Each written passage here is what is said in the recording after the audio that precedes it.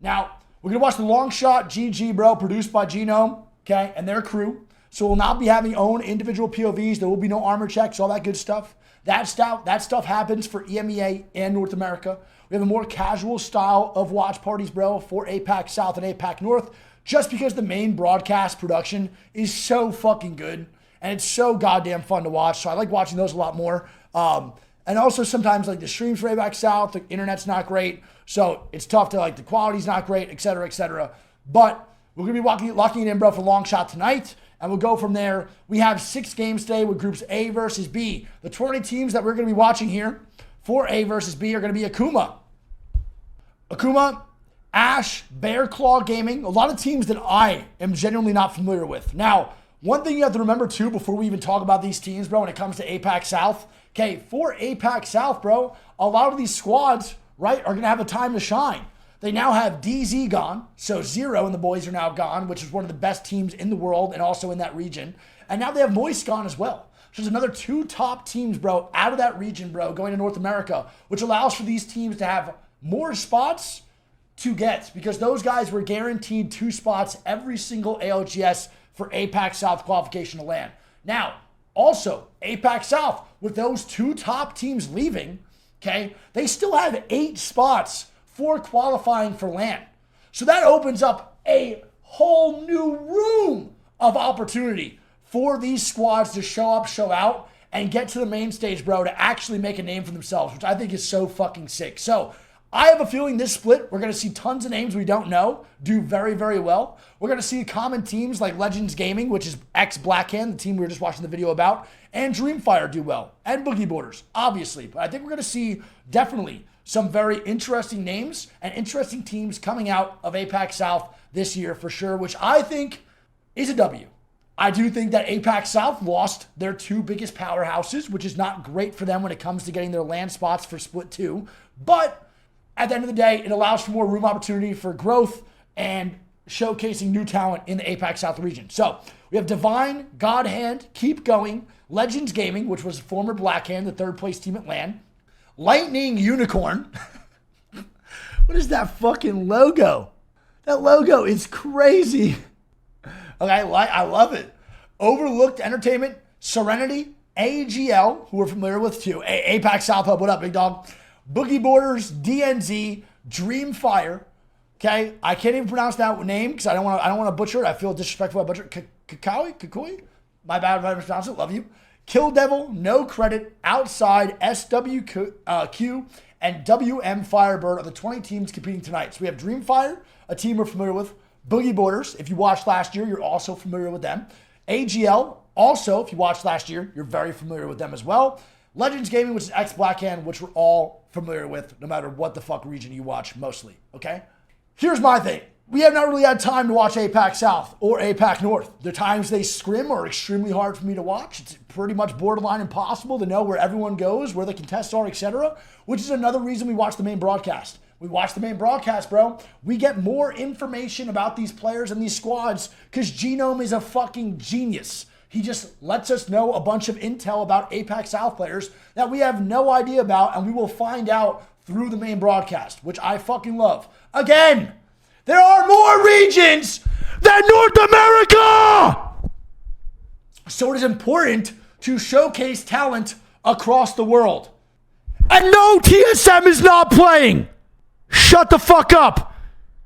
So it is important to understand where players are coming from, where players, what region they came from, but also what countries they're from, etc. So it is very important to understand these things. And if you don't like watching the main broadcast and learning about players and a storyline, you can kindly fuck off and go the other way. Click out on my stream. I don't care. Thank you. Okay, so that is what is going to happen tonight. All right? I'm trying to go into LAN if B-Stream gets signed. Sweating over here. It's getting close. B-Stream still has no contract in their email. I'm waiting for you, EA.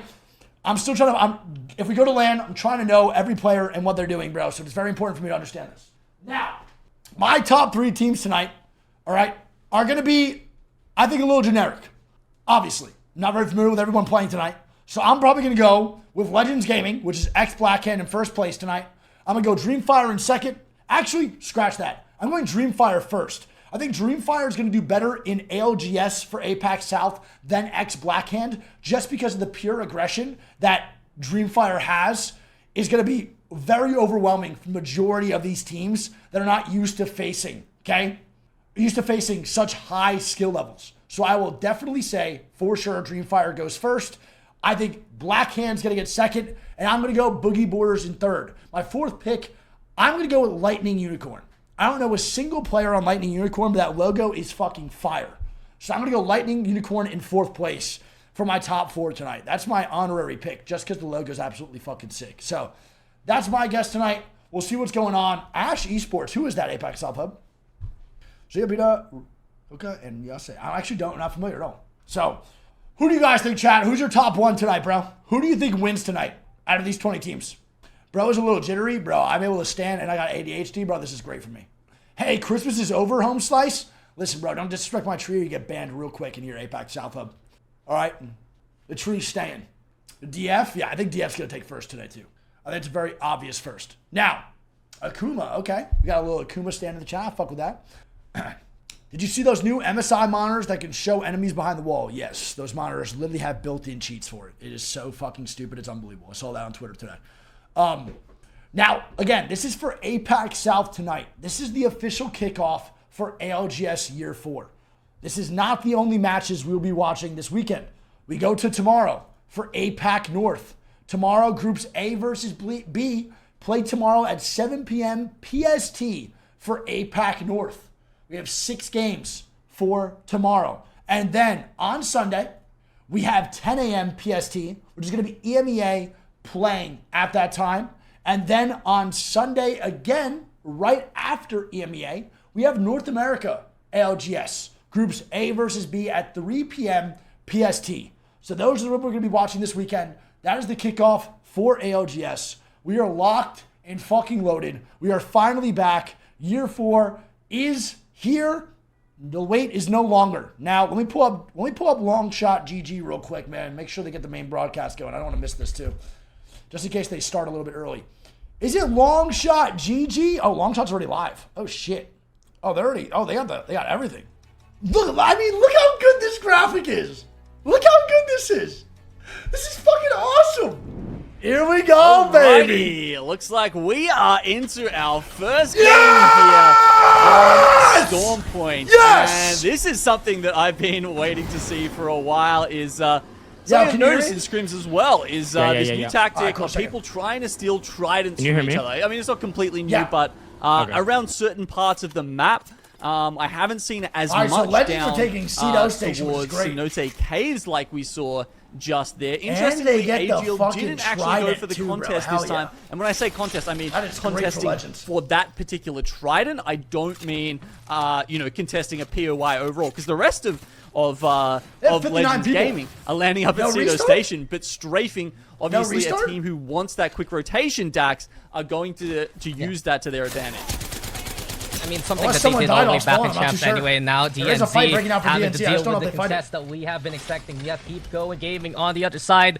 It could have been a death, chat. It could have been a death. As of right now, DNZ, it's just always them being tested at the start of these kind of games. Make sure that everyone's alive and kicking, ready for the rotate. They're watching out for where KPG's going, and it's KPG who has to run away from them. And it's funny what I just said before about, Conduit being a must-have.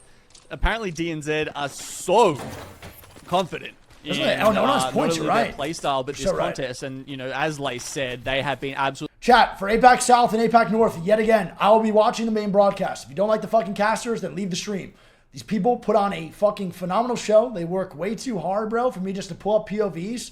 And they produce this shit, bro. Solo, fucking private. They do everything, bro, themselves.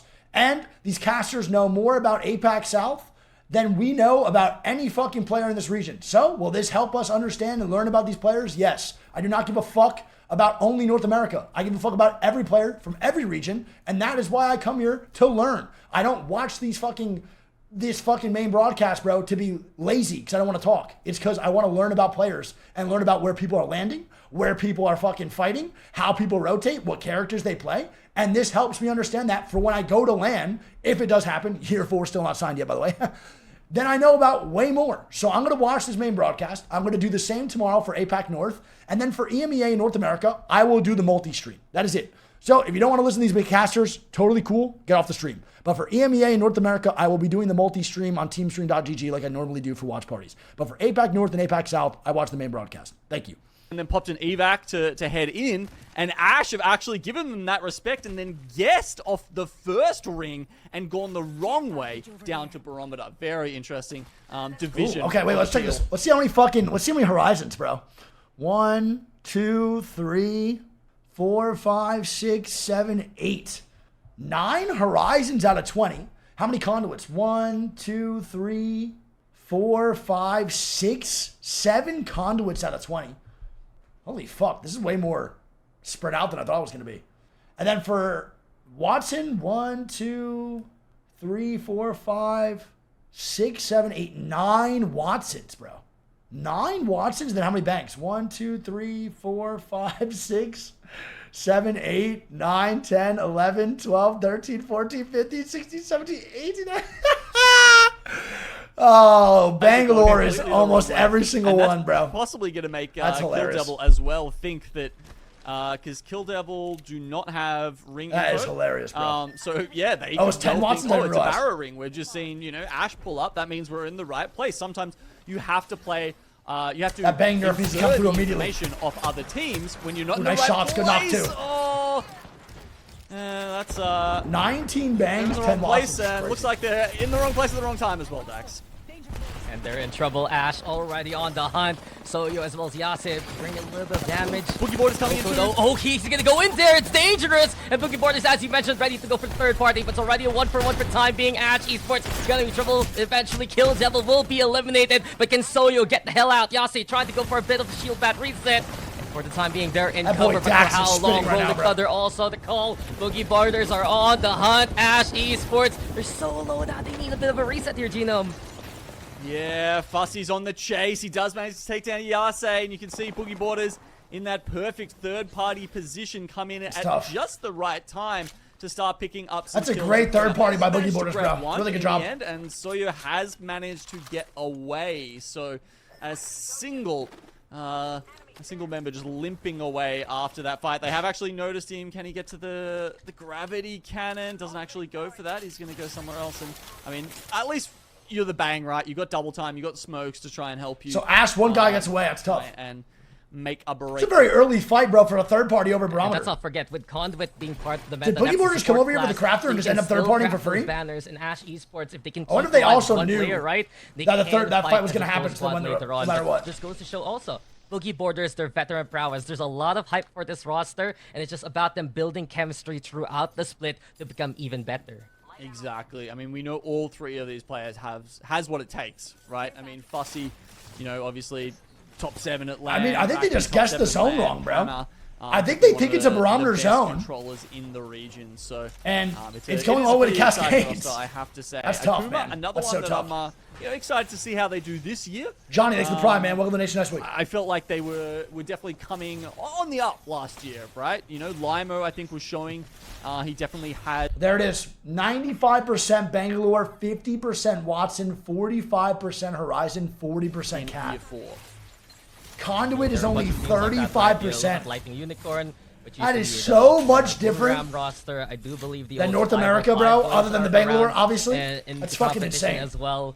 And it's really a new year for these teams to reset themselves, get a little bit better. I'm also watching for some of the rotations right now. You still have Serenity and that sounds really fun to me, though, bro. I'm kind of with that. That sounds like a great time. Akuma that you've mentioned, Bearclaw Gaming, the ones actually evacuating from their initial POI. And also looking at no credit. Well, the reason that people play Bangalore, bro, is because working his way through the with Bangalore, right? Just to make it back to split with Bangalore, right? You can just use her for your rotational purposes. So you don't really need to play a rotational character. She is that character for you. Which I feel like a lot of more teams are now using that, those smokes for the rotations, bro, instead of making you play another character fully. Guys in Pro League before, I believe, and yeah, you know, trying to take Lightning Rod off DNZ is a tough ask. Sorry, I'm asking. No, you're good. No big contest in this right now. There's only one contest for the day. Over at Lightning Rod, they ran away. more of a don't forget, man. Play Bronzy. Don't forget that right now we are watching ALGS. This isn't scrims. So there might have been a lot of contests happening in scrims, right? But when you come into the ALGS side of things, there's a lot more pressure. You cannot do bad week by week by week, bro. You have to have these good weeks to start off for ALGS because it's harder to catch up with the fixed amount of points you get per week. So a lot of teams are going to back off contests. They're going to stop contesting. They're just going to leave. You know what I mean? They're going to actually just be passive instead of just fully committing to the fight every time. Watching Legends, though. Usually scrims are meant to take teams out of POIs, not to learn how to contest them, right? Because you're preparing to kick a team out. You're not preparing to fight them in Pro League majority of the time. Perhaps a spot for them to work with. Don't forget, man, it's like when my main example is when Matafe came to LAN or came on my podcast with Greek and he said, I'm going to contest TSM forever. And then the next, literally 2 days, left the POI. On smoke canisters, only needed one more to pop it, but gets there with the scout. Theo, let's get this to Bronzy. This is a good spot from Legends. Oh, thank you, Mist. Appreciate it, bro. Thanks for the insight. If we have a look at where the next ring is going to end up, that's a fantastic spot to play. It looks like it could pull to either side. Robin Hood, they said once. Maybe just in front of it. And any of those options will actually favor Legends or Kukoi. You did what on your podcast? Underneath the waterfall. He came on my podcast, you sick fuck, not like that. Flying into Cascade, getting peppered immediately by Akuma. Jack Youth needs shields back, but beyond that, they get another building into their command. So overall, these teams playing the zone right now, they've already figured out how the ring's gonna go, getting as much cover as possible moving forward. And this is the power, of course, with these new compositions in tow. You have these Watsons more into play. I think Lightning Unicorn has something a little bit unique with both the Valkyrie as well as the Crypto in the roster. But beyond having that, 3 Valks as well is pretty mind-blowing to me, dude. Either that we had one team try that in North America, bro, and it got shut down almost immediately. I forgot who it was, too. And eventually, many of these teams will have the I know Kashera's rocking Valk over in EMEA, but I don't think we'll see any. I don't think we'll see any NA Valks at all. End up playing more of that edge style. But I do think Valk's pretty good, bro, for these rotates on Storm Point. It's just you get shot out of them so many times. It's so easy. You know, the majority of endings would favor a zone, an edge style over a play style, but we'll just have to see how they go with that. Oh no, Lahim's taken down already. Lahim goes down early, bro. And Lahim is goated too, by the way. Kukoi, who honestly had a very stable spot underneath him. Lahim is on Kukoi, got it. Maybe went down the zip to push them or something like that. No, RNG, bro. He's 14 months. Like a big. Oh, there's a care package out there. Maybe that's what it was. Lahim was trying to get out there for the care package, perhaps, and he's paid for his hubris. I mean, the death box is out there in the open, and you really have to be careful here for Kukoi because Legends Gaming with that altitude advantage, and especially the fact that they have this pilot Legends already is in check. Such a good spot already for this game, big dog. Players one by I'm loving it, baby. 19 squads arrive. Round 2 closed. So good at picking I love that zone pull too, bro. Straight towards the L building. We see this zone so much in North America. An insane amount. I'm happy to see it here too. Let's see how they fucking play it. Get back in and potentially get a res, I believe. They've crafted banners in the ring, and then you've got God Hand. Let's see how the APAC South plays it. Beast just playing that very much that crafting in the zone, run around with a trident kind of style. So at zone 3 now, they've scanned zone 4. DF not in a bad spot. DF's going to have to fight most likely a Flow and company across the other side in order to get to L building. Bear Claw Gaming. We'll see. Currently have these spots are usually pretty deceivingly bad. You feel safe for right now, but towards the later in the game, bro, it's actually really difficult to hold these spots and rotate from these buildings. Especially with fucking 19 teams up, bro, and round 4 are going to be coming in. It's really hard. Dude, thank you, G-Funk. Much love, buddy. Appreciate you. Playing an edge style because the rotations being a little bit longer. Lightning Unicorn sending out that crypto drone to get that intel. And speaking of watching DNZ right now, they can poke and prod those buildings as much as they want, but it's going to be so difficult for them to run at their opponent at this rate. Okay, but they've got evac towers. They've just hit the player beacon, and they've actually noted a really good spot in zone. So, really quick too, I'm going to pause a lot of time. I'm going to mute a lot of times to keep the gameplay going. Now, when we're talking about actual ALGS games, and so many teams being alive when you're evac towering, the player scan is way more useful in actual ALGS gameplay than SCRIMS, because now you need to know what's available. In SCRIMS, majority of the time, you can just sense because there's fucking 5 squads up. But here, this actually gives you such good insight and recon. Player scans have much more value in actual ALGS games. For them, and eventually DNZ, they navigate through such a perilous height, make it the way to the other side. It's a fucking good rotate, and they're going to be in zone for the next one too. That's a great rotate, man. Gone had nearby. Beyond that, Bearclaw Gaming, they're feeling very fortified. They have Heck on that Watson, especially. Fussy goes down too to AGL. AGL on the other hand already popping against the dark. They're in my top 3 tonight. I think they're really good, bro. Wow, this has been an interesting AGL mechanically is up there, dude. They're disgusting. Yo, Shaheen, what up, kid? Wolf Girl, it's been 2 months.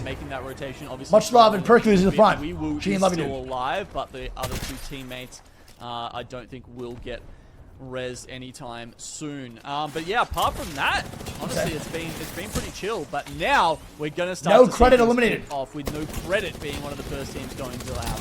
Nice fucking shots, bro. Ashen Sports dead too. AGL might be in trouble. They're dealing with multiple squads. You got Legend Gaming on one side. You have Boogie Borders on the other, and they do find Soyo to find Honey, dead too. Sports and kick them to That's the one curb. left for Boogie Borders. On the other hand, Shady catching out Pana, and they're still in such a good position here. Boogie Borders trying to make their way through. We have SWQ nearby as well. It's Rocky, the on the left here for Boogie Borders now.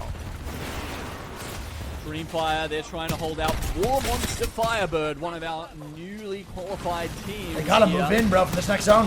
Another one of the teams. 16 squads up. Boogie Borders dead. Go out in 17, and as I mentioned, both of those teams who were outside in crafting, they've both gone down as well. So, and now let's watch this rotate from DF. You know how hard this is gonna be, bro. This is gonna be so difficult with 16 squads up.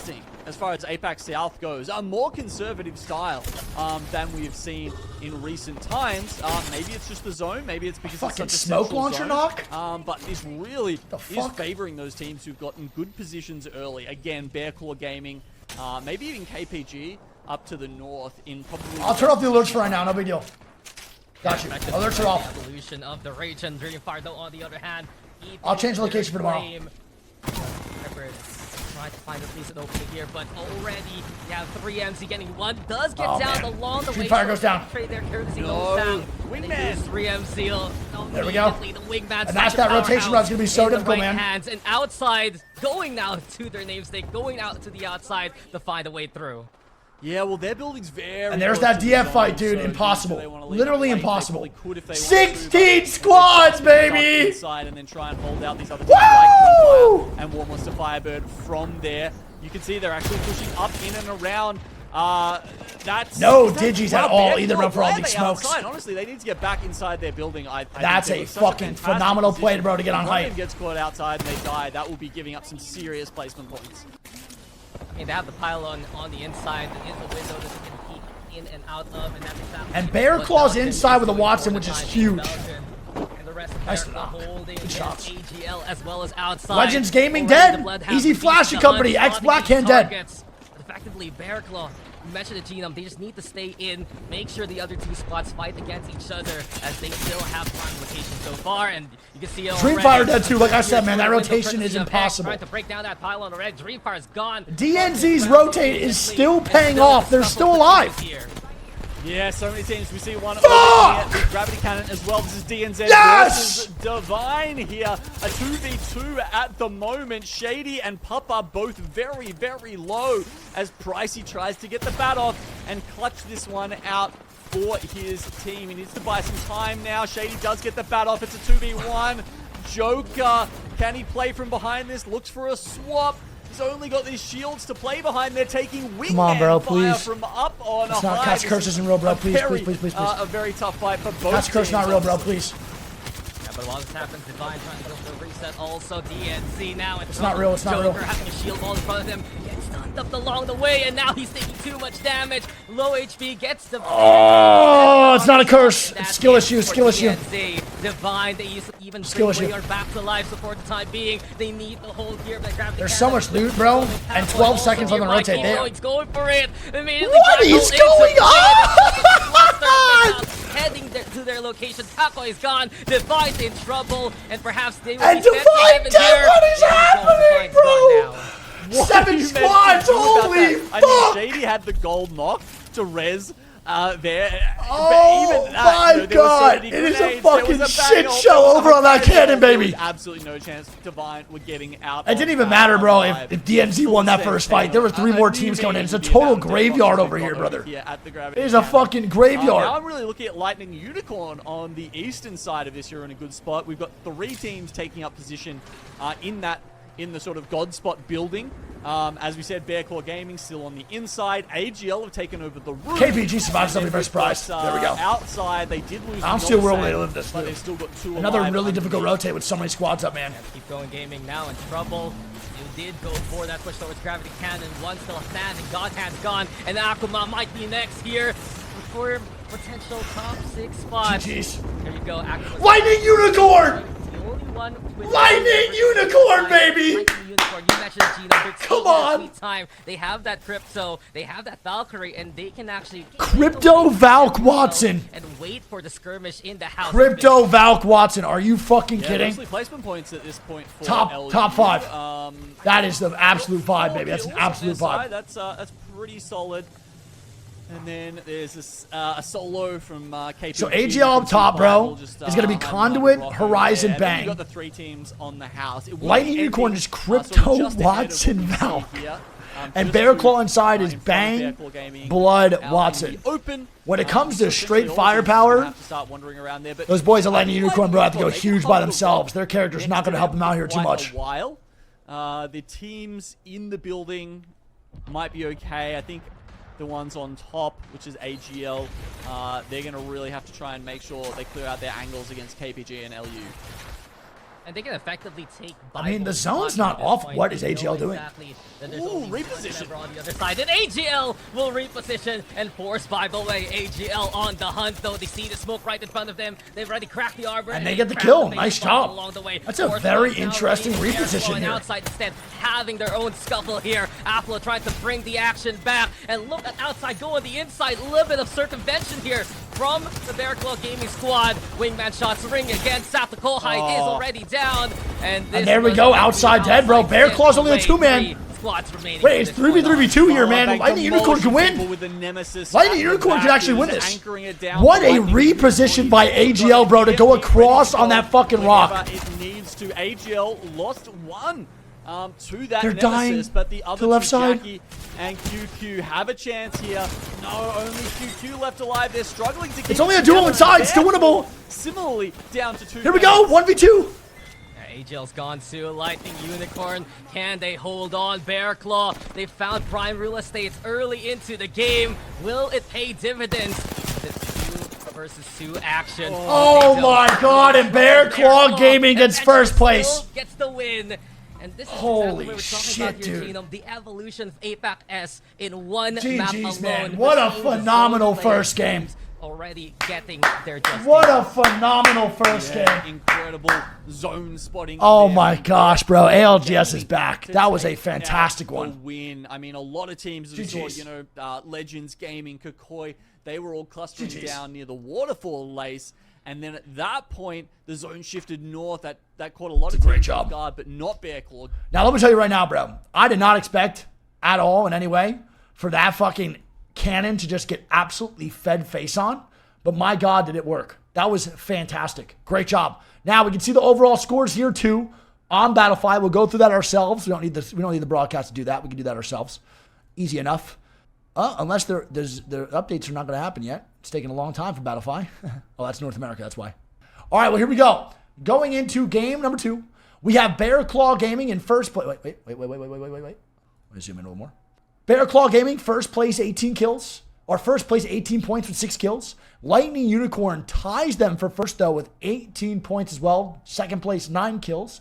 AGL in third place with 15. DNZ in fourth with 8. And Outside in fifth with 7 points. Keep Going is tied, though, for fifth with 7. And Divine is also tied for fifth with 7.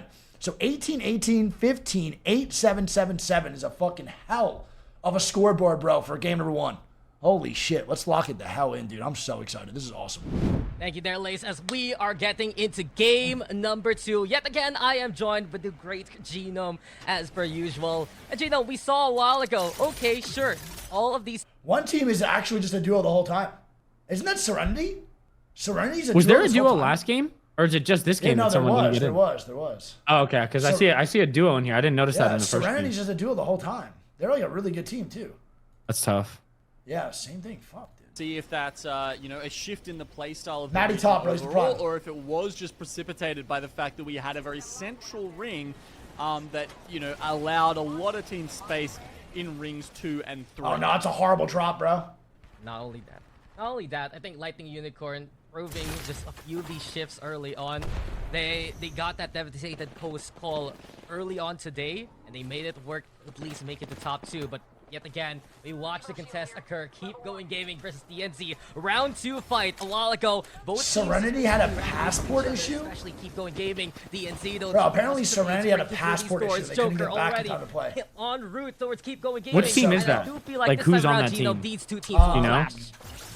I just had my head Keep up. Going Gaming. It's, you know, trying to live up to their name and just. It's Legacy, Bugie, and Jessica. Yeah. Turn around. They've seemed to. I remember his name. Bugie, he played with. He played it last night. He 2 lands ago. He played with. He played with. But it feels like this one is going to come to blows. They say, we're tired of you getting rid of Alpha. Okay, yeah. We actually, we kind of want that. And then I remember fucking from Lightning Unicorn, Lala Bang, like a while ago.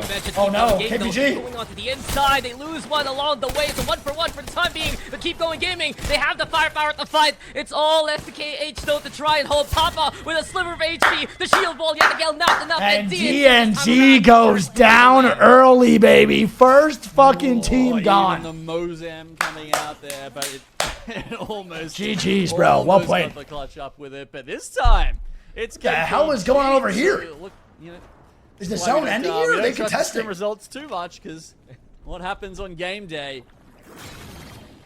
It's usually different. This is where it matters, fight, and that's 1-0 towards Keep Going Gaming. They take the fight to DNZ. The zone's gonna be ending here for sure. If everyone's landing over here, bro, it has to be. Potential fight. Boogie Borders rotating immediately to a central location. They moved inside the pylon where Kill Devil is nearby. Legends Gaming also quickly rotating along the way, just using that sky dive now to get into position.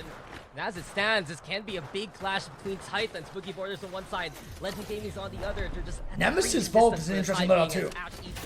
Also has a scuffle by the Forbidden Zone here. Yep, lots of teams. You can see evacing now into Pylon. That certainly is. Boogie Borders in a great spot, man. Pylon zones, I want to see how this plays for ALGS so bad.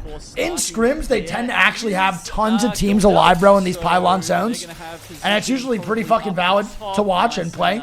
I'm curious, though, with this, how it will be in ALGS. We should have a lot of fucking teams alive here, bro, in these late games. It just depends if they coexist inside Pylon or not. Oh no, someone already going down. There with like a bang ult or something like that. That's far out of here too. There are quite a few angles, so you know you've got a lot of different zips to cover. But apart from that, honestly, expect these guys to be putting out some big damage from up top and be farming those armors. And speaking of damage, here comes outside already fending off SWQ. It's just you. Well, SWQ going down then, man. Unfortunately. Oh my, Bugie gets shit on. Oh, it's the fucking duo getting shit on, man. Everyone's left to Jesco here to try and survive, but Bearclaw Gaming, they're coming off from a good start with that. Bearclaw wants fucking blood now, bro. And there we go. Serenity goes down, dude. Bugie just got absolutely smacked up. Yeah, BCJ. That is so tough. Kind of hoping it pulls to the. And there we go. The duo's out second, man. Second team dead, unfortunately. Sort of just to one of the sides, so teams will take up position in the middle quite a lot, and then they'll think about pushing to one side or the other once it is revealed where it goes. On the outside, knock from Shark with the Arcstar on 2. Get into it with Overlooked Entertainment, and they've almost completely taken down Surprisey. He's on a skerrick of health, trying to get away, and he won. Arcstar, man. The Arcstar with the black hole, enough to just catch 2 members immediately. Well played. I'm pretty sure they caught him on a trident, bro. There's no way. pylon. It might not be a zone you'll want to end in when the ring already closes. Ash Esports, so 17 squads up, man. Looking like a lot of teams are struggling to rotate into pylon. It's looking like majority of squads here are struggling to get into pylon. For sure. Bear Claw Gaming now going down 2 to Raki up top. And there we go.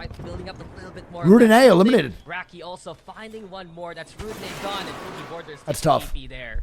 Yeah, and teams are definitely getting better. Unicorn's definitely still alive, for sure. Learning more and more how to use Conduit and maximize her potential. That is Sharky from DZ. And there's a couple of different ways you can do that. Here's, we'll talk about that after. Here's a good view of the ring. In the meantime, you can see most teams there. Just a straight pylon zone. I think it might pull up a little bit more. Pylon, I'm going to be honest, bro. I actually have no idea. I'm not going to act like I know. I actually don't know where the zone goes. I'm not really familiar with pylon zones. I think they're really hard to read.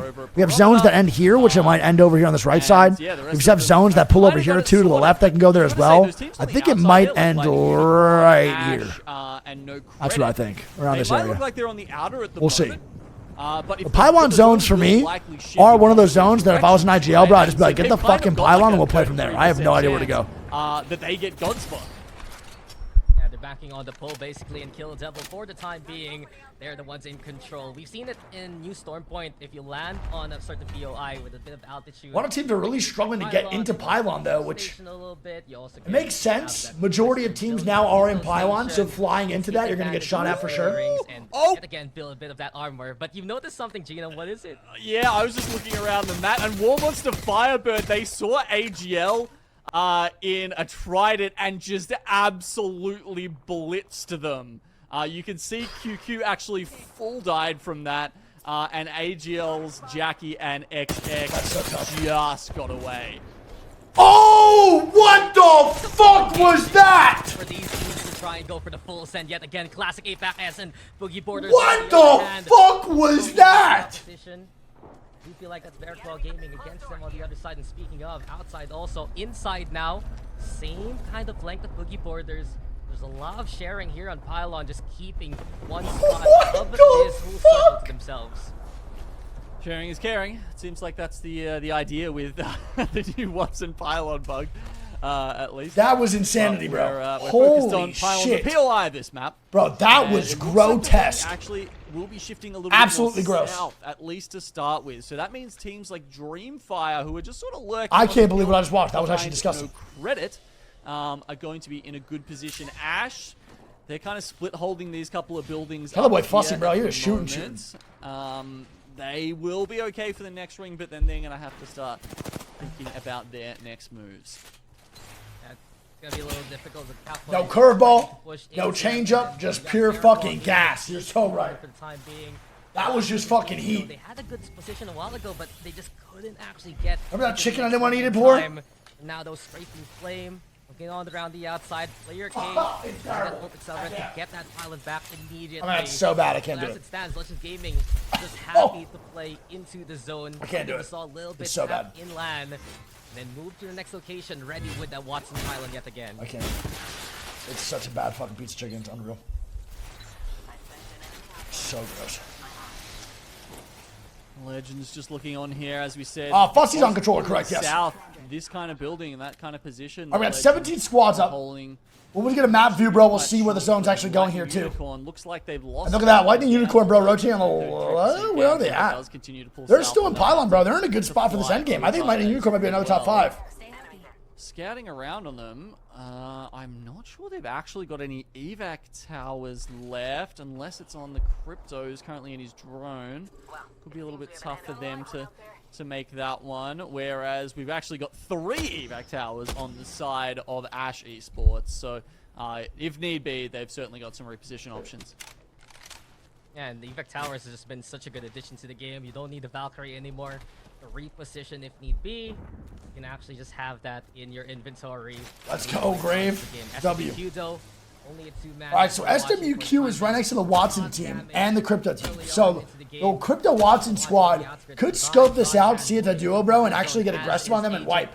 I don't think they'll probably leave from the building, but they're going to be definitely aggressive when they have to rotate in here later. Charge up that shield. He's 100 away from that purple at least, and that's something we're going to see a lot between, I believe, Zone 3 to Zone 4.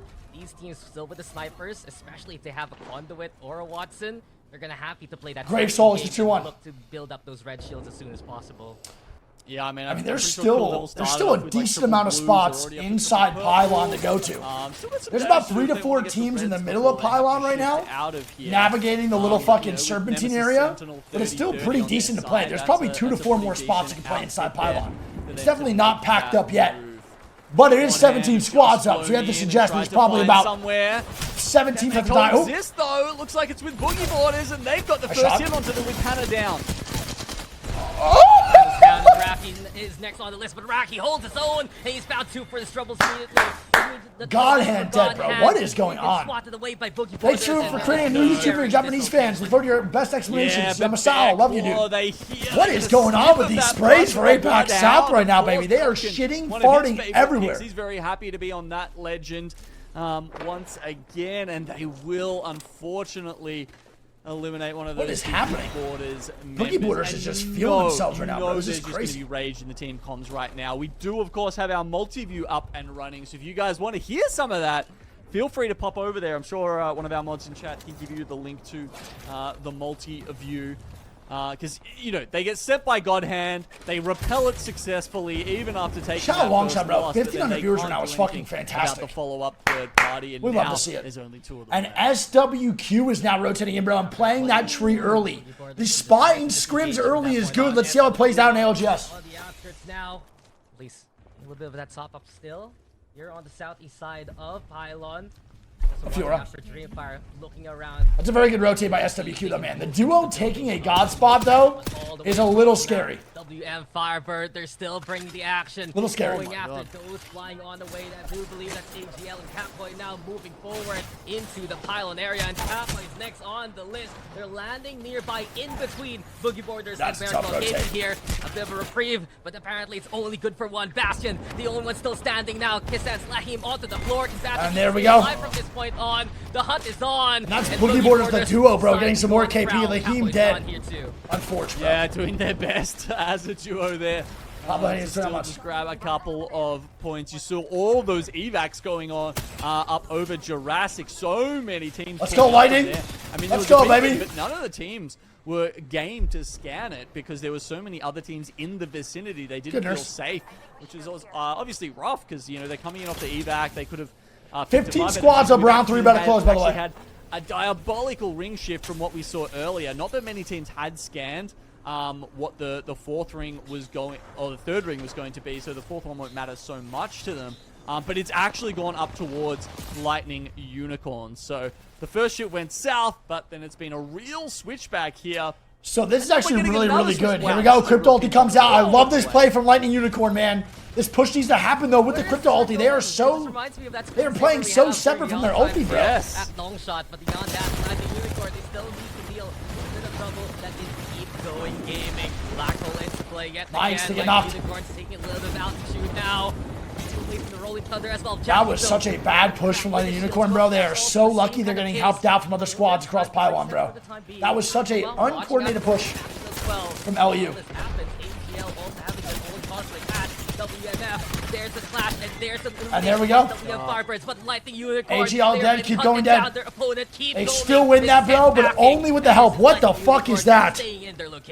What is going on down here? Like, I mean, you see how did that happen? They are there. That's like the calmness under pressure, as you can see. No credit. The goddamn graveyard down there at the moment against Dreamfire, who looks like, well, they've actually taken a loss here, and oh my god, they actually pull that one. And Dreamfire eliminated. Reddit. Dreamfire. 2 early exits in a row. You know, at least 2 That's all I'm saying. Guys in the pro league. 2 early exits in a row for Dreamfire. Hard way here, and that zone pool is exactly where I thought it was going to go.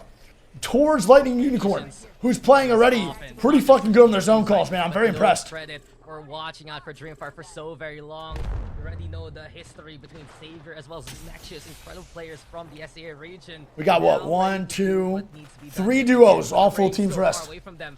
We're gonna need to get through Legends Gaming and SWQ from that spot. Lightning Unicorn, happy for the time being, but as soon as they see that ring pull, he's gonna be outside Divine, looking for that location. Bearclaw Gaming, this duo here might be in trouble because Legends Gaming's coming at them, and No Credit is right behind all of this. Yeah, can they find a little bit of space? They don't have to go far to make it into this next ring. Wingman. All right, here we go. X Blackhand. What can they do here, man? 11 squads up. They're still in up here, but they're going to get shot at from everybody, bro. They got to play really safe. Better at abusing their smokes. Jordan Johnson, they did the tier 3 for 36 months. It's fucking insane, bro. Thank you. Love you. Ashley Sports eliminated. Damage since we saw last time. Thank you so much, Jordan. Love you. To those reds as the teams also get closer underneath them. It will eliminate about half of their playable space up top, but they'll still be okay up there for now. For late game, basically, marathon game, you know, the game is already a foot in front of them. Pylon on the outside, looking for a bit of okay, Bell. Use that dark veil to move forward. Nice shots. Knocking down Nexus. So at least Nexus eliminated. They have a 2v2 in front of them. Do they dare push it? Beast is on top by Belkin. The comfort pick, looking to pair it off. And here comes Belkin now. Oh my god. For a target. Nexus still on the ground. Very cheeky. Belkin goes down now too. And that's gonna be Legend. It is nice, bro. Great third party from Legend Gaming, bro. Well fucking played. Have found the opening. Well fucking played. Oh, they just stomped down upon the rest of them. Great fucking third party, man. Couple of death boxes there. Good fucking job. They are rewarded with Belkin. All right, we'll see the zone now too. Pulling more into fucking Pylon. So LU has to move in just a little bit, but they're already set up there, bro. They're good to go in a little bit, man. Essentially, and it fooled some teams for a little while. Not really. Legends there. Outside's also here contesting that spot too. We'll see how this goes. See there, and that's it. On the other side of the river, there's only 2 players. It's SWQ as a duo. They got the crypto drone set up, but they gotta get the Pylon going, man, and some fences down too. Actually take off that fantastic position. That was the 14 months. Unicorn have just realized, I think, that 30-30 shots are going out on that side, but there's so many teams on the inside that have to worry about their next move. You can see Boogie Boarders are one of them. The ring is at their back. Sentinel right gameplay, now, bro, with the gold mag. I love that. Even Kill Devil are about to get pushed off this top level. All right, well, LU might have the hardest rotation here to make. They're going to get looked at by multiple squads. They have no rotational character. It's literally just Valk, Watson, Crypto. So the rotations after this, bro, are so hard in these late games, bro, because it's so congested. Right now, they're crawling alongside that ringful, basically. Divine, on the other hand, they're dealing with conflict from the front. Kill Devil still in the high ground, and eventually all these squads will need to meet each other in pitch combat. Divine's already sent home again. Oh my god, Divine just got rocked. All for the time being outside nearby. Boogie Boarders still alive here. Akuma has a spot to work with the Pylon, and at least they have some space to work with here. Kill Devil's in a rough spot. They got to make a play here with the sun up. To move down now, trying to create some space with the energy barricade there. That ultimate coming out of. Bro, Legend is flying, bro. We need to see Legend. They're flying right now. We'll try and save them some time. Have to pull behind. Easy Flash has so much KP. Bit of safety, and it's just SWQ dead. Kill Devil 1 man out. LU, you can see they've taken out SWQ. They now have the other side of the river all to Here we go, baby. Very important. A man got a wingman on him, dude. 1800 damage, 3 KP for Easy Flash. Over on the Pylon side. Grab your popcorn if you're LU. You're gonna watch all these other teams face off against each other before they fight you. And we're watching Legend Gaming still on the high ground. They know no fussy. I mean, I think Legend Gaming's, bro, is actually gonna win this game. They have no one on their side at all. They can play slow on height. All they have to really worry about here is Boogie Boarders. They gotta make them jump down. Cat is 2 months. 4 full squads ready to clash. This might be, though, a bit of a preview of what's to come. Legends on one side here, Gino. Boogie Boarders on the other. And the clash for the crown may begin here. Yeah, double Nemi and 30-30 on Lightning Unicorn as well. So you know 2 of the best squads in the game, bro. Probably got the face off right now. That said, triple reds on the side. Come on, baby. Gaming. That Pani gets a knock too. It's great. A little bit of confidence in how these guys are going to play wingman, and 2 prowlers on their side as well. So it's not like they're going to have any issues with outside now going down. Nice job by Boogie Boarders, bro. I'm loving how patient they are right now. 3 back up, so an incredible turnaround of fortune. And Legend contest inside is crazy. Try and make mincemeat of them. They're trying to take advantage of the situation. Player K 1v1. Ready with the advantage. Player K, only one still standing. Third party comes out, 1v3. The corner, and Boogie Boarder says gone, but look who's on the prowl. Lightning Unicorn, they've been watching like hawks, and now they're ready to build their and Lightning Unicorn! Cannot stand against Lightning Unicorn, baby! Let's fucking go! That's what I'm talking about, They didn't wait at all. You saw LU. They knew the last 2 teams were fighting. Bam. They don't sit on their own position. That is what I'm talking about. Valk, Watson, Crypto. Lightning Unicorn, incredible last ring we just saw there. Second place, game 1. First place, game 2. with Valk Watson Crypto. It just doesn't get better than that, bro. It really doesn't. That is fucking awesome. All right, well, here we go. The overall scores. Heading into game number fucking 3, baby. Lightning Unicorn first place, 38 points. Boogie Borders with second place, 22 points. Bear Claw in third with 22. Legends Gaming, bro, in fourth place with 20. AGL in fifth with 19. Outside in sixth. Then Akuma in seventh, keep going in eighth. Divine in ninth. And DNZ in 10th. GG's. Holy shit, bro. Lightning Unicorn, a second place game 1 and a first place game 2. And what a weird play from Legends there, bro, if we want to be completely honest here. Why would they jump down off that height to contest inside? I'm not really sure why Legends did that. They had no reason to go down and fight that, but they did pick 3 KP up. They did secure the second place, but I still think... Oh my god. I still think it's a bad play though, overall. They were taking the fights early on the west side, even with the ring. Alright, chat, in break, bro. I'm gonna give you guys a minute ad break. Those are the moments in the where break, you think for APAC, as sure there are these edge teams willing DF is in 13th, and that was my number 1 team for the night. But I did say Lightning Unicorn's gonna get 4th. Yeah, so we obviously seen Lightning Unicorn come in clutch here, and they did well in the original match as well. So from our 2 matches that we've watched so far, any teams that might need to pick up the slack a little bit, Dax?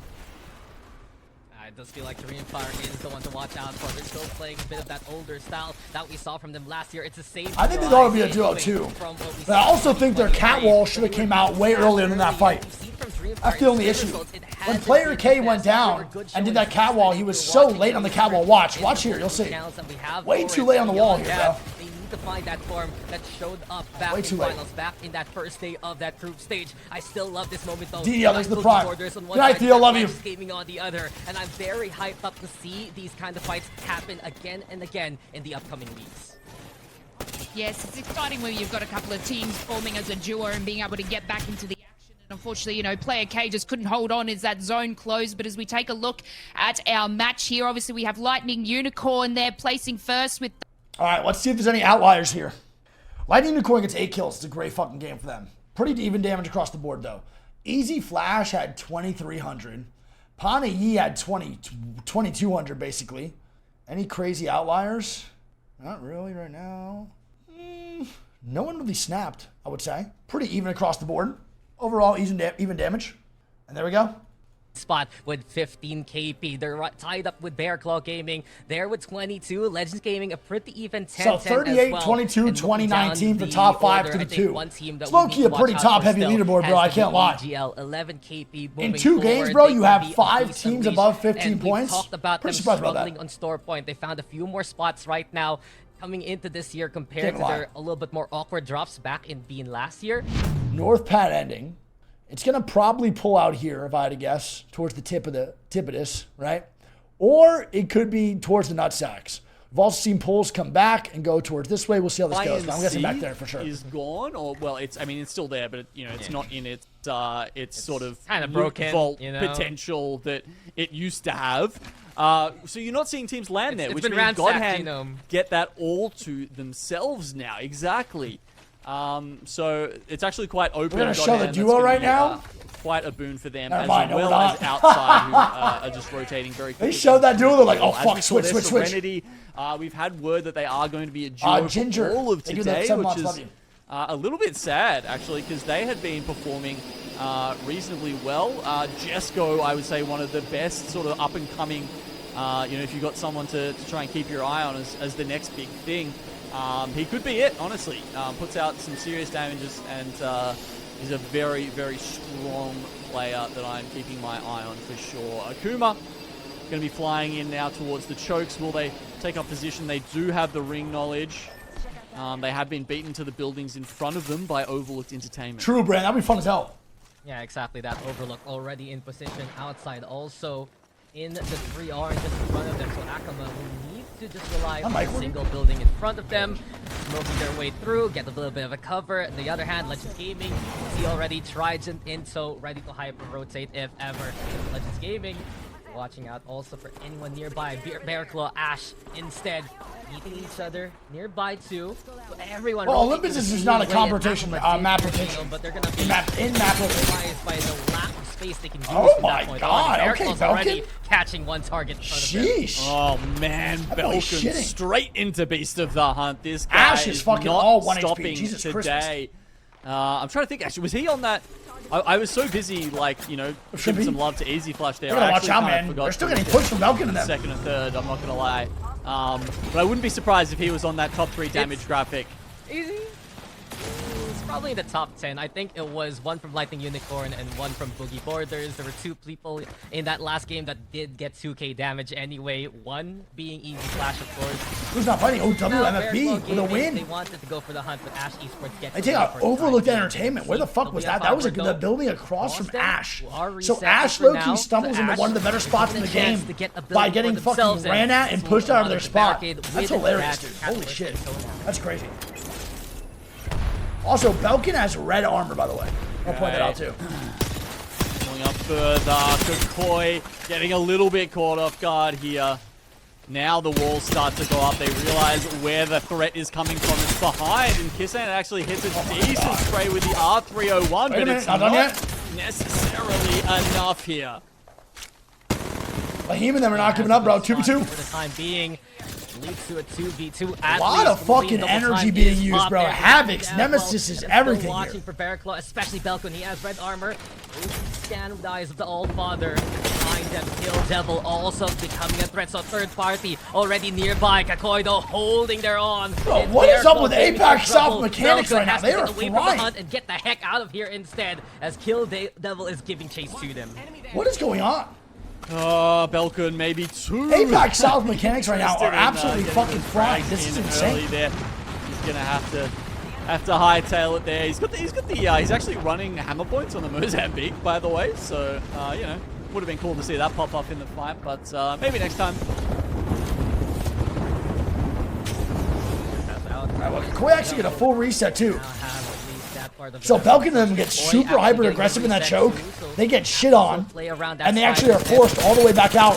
And Lahim and them get a full reset in that choke. Already cracked the armor of one, and Kakoi with a solid perch to work with. It's beautiful stuff from Kisan. Nice, they force him out of there. Nice job. The Dark Veil out. Kill Devil will need to disengage from here. Yeah, Kill Devil. I think they've successfully managed to find their way out of that one. Had to burn 2 out of the 3 ultimates there to make it happen, but I think that is definitely a fair price to pay for their lives. Belkin having to move. Do you remember at the start of your career how you refused to use energy guns? Yes, but to be fair, I saw the future. More likely to end, I would say. I refused to use energy guns because they were so fucking broken and it was cringe. Find themselves in a pretty decent position for one. So, you know, a team that we're seeing very often on the outer, a team that stays not much. I just saw the future, bro. I knew where it was going to go. For a very long time. I just saw that shit, you know what I mean? Changed that up, and this time they're going to go for a bit more of a zone effort. Yeah, they're shifting their playstyle. You mentioned I just knew what was to come. Swap from one legend to the. I mean, to be fair, bro. Right? Back then, Devotion and Havoc were so fucking here, stupid. That Dark Veil used up by them. Instead, Ash Esports takes cover on the opposite end of it. I don't hate the 30-30 at all. Yeah, here we go. I'm a straight 30-30 enjoyer. I think we keep that motherfucker in the game. This time.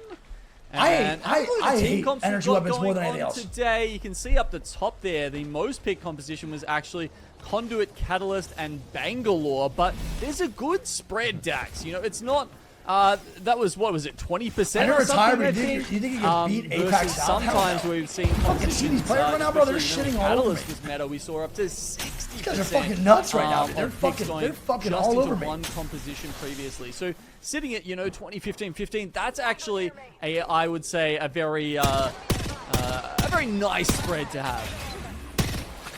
Yeah, Meta is looking very healthy here, but keep going gaming. Holds already now to take the fight towards Kill Devil. Bearclaw. Shady getting kills too. It's gonna be Ash probably going down. They're in the cloud building as well. From above. There it is, Ash dead. They can actually eliminate one here. Ash Esports also gone flushed out by Divine, I believe. And while that happens so in the trenches, Legends Gaming taking that position. 18 squads, by the way, still up. By the wall, keep going Gaming, becoming and the zone is pulling, I think, towards the nutsack, I was saying. No credit in Sorrenti, also watching from nearby, but Bible here with a 30-30. At least trying to go for a few pot shots, and this is what I was talking about. Serenity, the duo goes down, 18th place. Fuck, man. Yeah, Belkin's just kind of creeping so up bad behind for Sharky and thinking maybe he can get the 1v1 so against Levy there. You know, just be rat be rat. But at some point, you'll probably have to go through KPG, which is going to be tough. That said, with the ring shifting north now, Legends Gaming are in a decent spot here. Yeah, that's actually going straight towards the nuts, bro. It's not even pulling back towards the peninsula, what I said. A similar play it's going straight towards the nutsack, that really worked for them with that double controller composition, playing Catalyst and Watson. That means when they do get position in the ring, they are very hard to deal with, and we saw that over at the Pylon game. Spin. Yeah, as soon as they get that Watson setup right, they're already in position. It does beg the question, though, how do they finish off some of the more outer rings, which does become a problem to them from time to time. We'll see if that becomes a problem now, and we're still watching Keep Going Gaming. Looting now, still watching out for Kill Devil and Bear Claw, but no credit is the ultimate gatekeeper here. They have the gate set up with the Watson. Thinking about the Pylon as well, and as of right now, everyone here by the wall. KPG is gonna have such a tough rotate, bro. So for zones like this, bro, towards the nutsack, yeah, so there's a limited amount of spots in the zone, right? There's 3 nutsacks, bro. You can't really play outside of them anywhere. There's a couple rocks. You play inside wall, but this zone, bro, towards round 5, 6 is just gonna be ugly. There's no real clean way to play this zone. It's kind of like fight for your life and get the fuck in there towards the late game. At least. And DF dying again, bro. No way. Yeah, they'll no fucking way. They get this rest. They're already pinging. Right? They have to. Some positions further inside, and they'll probably be pulling up around where War Monster Firebird are, as a couple of teams still fighting it out World War II style down here. AGL have actually gotten DF goes over. Oh my god, they are. DF is going to go out early yet again, bro. What is going on? AGL coming from above, and QQ ready to throw the dark side and eliminated early again. Dreamfire's gone at 17. Holy fuck. Oh, that boy Roy is probably tilting to the fullest extent of the word. Great work, Valentine. They're getting that vision of the horizon. Really early exits. What's going on? Starts to clean them up. See ya later. Dreamfire barely even knew what hit them there. And AGL, instead of going further in, they're gonna. Well, some of the chats said they're performing better on World's Edge than score points. We'll keep a lookout for that. They can pick up. Regardless, seeing DF, bro, only 4 kills through 3 maps is fucking absurd. A lot more sound compared to last year. That is wild. Having a better stable location to drop in. Cenote Cave, rotating in that direction, moving into pounding teams like Dreamfire. It works for them, but Belkin, the only one still here. He's taken down Kill Devil, and Belkin refuses to lose here. Beast of the Hunt to get a bit of that movement speed as the ring is taking its toll on him. He's a fucking evac over this wall, bro. He can't go through the wall, no credit. We'll be waiting for Belkin to come their way, but Belkin has done the damage already. Well, he's got the gold armor, so it makes it a little bit easier to live during Ring 3. Because you can see, with the 12 syringes he's got, yeah, it's just, you know, you're not having to constantly pop med kits. You can kind of do that. Oh, we see the zone. As we see where the ring is shifting, 12 syringes in zone is nearly as tricky as the one down near the pylon. And that is my fucking dog. Who I believe started at the wall. He's going to survive this rotate. 100% position up inside the oranges there. SWQ once again have found good position as a duo, but they really need to get there with their full teams if they don't want to get those positions taken off them. Yeah, it's just so easy for them to get steamrolled later on if the zone is tough. Tough. I was it's a really hard one, man. Maybe this ring is going to go into the waters, and ironic, isn't it? Outside, inside the best spot so far. Legends Divine, AGL, just start barreling down from that southwest corner very, very soon. And speaking of SWQ, you mentioned it, Genome. AGL now, we know they have that thumbs advantage, looking for a better spot, but instead of pushing, they're actually going to back on away, afraid to get third party. Legends Gaming, though. Legend looking for a spot to get in the zone too, bro. Into the oranges if there is no one in this nutsack and Legend Gaming get it, that's insane. They've identified this as a fantastic spot to be at the end of the game, and outside have got their work cut out for them. And if there's they want to one person on the roof. Legends, and Belkin made it in. They haven't taken the bottom door. That's already an issue because it means Legends are straight into this. Meanwhile, DNZ also into a fight over here in the trenches against Godhand. And Godhand dead, nice job.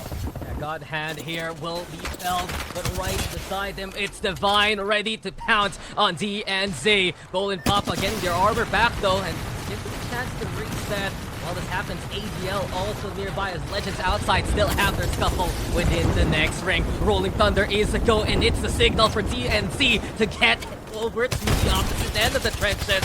It's still danger though. Smoke's in the way. And KPG going down. Now. That's Boogie Borders picking up 3. 13 squads up round 4. DNZ to get a little bit of slice of trenches. Hold their home. And Boogie Borders goes down. Boogie Borders next on the list. No, instead, they do fight. They go against Kakoi, who survives against them. And Boogie Borders is gone. Big butt. These are the 4 months. Yeah, solid game now for Kakoi. Beating off 2 very tough teams there and continuing their march towards this end zone. Boogie Borders AGL eliminated. Struggling. Encouraging to the playing much. They get this full kill here down below. And there we go. DNZ dead. Nice job by WMFB. Next, it's DNZ as WMFB rising like a phoenix and rising. Bro, I think Lightning Unicorn is still alive as a solo somewhere, by the way. I'm pretty sure Belkin and them are still up too. Belkin has a solo still ready to try and fight. Shady already low. Wayorn watching out for that southern quadrant, but Divine is pinched and SWQ decides to bail out. They've done the damage they needed to allow WMFB to get the advantage with the aggression, and Shark's the one on the prowl, forcing Divine to get the hell out of there for the time being. Yeah, they actually fall back. What a fucking play so far by one of these teams, bro, coming from the APAC side. I don't agree with a lot of these fights, but it's really nice to see APAC South taking the aggressive route to get in the zone instead of just Valculting or evac towering over teams. I like that from them. This is something we never really see from APAC South, and I'm fucking with it, bro. All 3 of their members, honestly, a very good result there for Divine. That looks like it could have been disastrous for them. And I just want to point out some significant rats right now. Belkin with that gold already mentioned, using those syringes to go all the way to the north and head back down. They're going to fight you though on the rotation in. Still alive and running around with the ring. You also have Lightning Unicorn with Jackute, the only one actually popping that Valkyrie ult. Guide or dive. Find a better spot. Kakoi though, the gatekeeper is now flying on away. WFB getting no, Belkin, no! Target. Divine and Akuma. Ooh, Claver. Yeah! Outside still. Braver in hand. Cracks the shield of good one. Fucking shot. While this happens, it's Pricey already down. Wayorn also removed from the equation. And Divine, Divine eliminated. So this might be the nice trouble for them. They're eliminated here. Akuma now versus WFB. The Dark Veil in front of them. And here comes LK. But down goes WFB. It's not enough versus Akuma. And the free to 10 months. Way too easy. Akuma and Warm Up to Fiber were on either side of Divine there. There was almost no way. Bro, Lightning Unicorn is still alive. It can only block one side. It can't block 2 at once. And once that kind of happened, it was pretty much done for Divine. That said, will they get set up in time? I don't know. SWQ once again just being a menace to all of these other teams. And SWQ this time, Valkin's still alive, I believe, as well. I don't see it. I think he died. Akuma's been so well. Legend's still up too, bro. They're in such an interesting spot. And never mind, I was right on the zone call. It does pull back to the peninsula. The tip of this. God, I'm a genius. I'm so not washed or retired. They also have the single wrap there of Bear Claw. Rolling Thunder now. A go. Legends gaming. Outside. I can't believe all these rats are alive, bro. What is going on? Unicorn also within the same orange by this point. As the Wolsang moves out. Let's pop the smoke. That covers at very least outside scouting around this location. Wolsang with his own fight here. I can't see a fucking thing. He in trouble. Cover still. Black holes there. And Mexius will confirm that down. There's so many crisscross wires here on the high ground. This is the only safe spot for outside to work with. Yeah, feels like outside got their team communication crossed up a bit there, unfortunately, and 2 of them might be able to make it into the next circle, but honestly, I'm feeling like this is a bit of a tough one. I'm looking at more so teams like Kakoi, who have successfully rotated to the west side of the circle. Big wall here for Legend, bro. Where do they go? Starting to set up over They're gonna fight on the left side. I like this. Legends dude, Jack is still alive, and Belkin's still alive, and Mex is still alive. Jack goes down. Fuck! Lightning Unicorns. Falcon's still up. Legends Gaming, though, still clashing against Akuma as outside. Akuma dead. Let's find the last member of Bear Claw. Akuma falls, and Legends Gaming now is ready to go for more.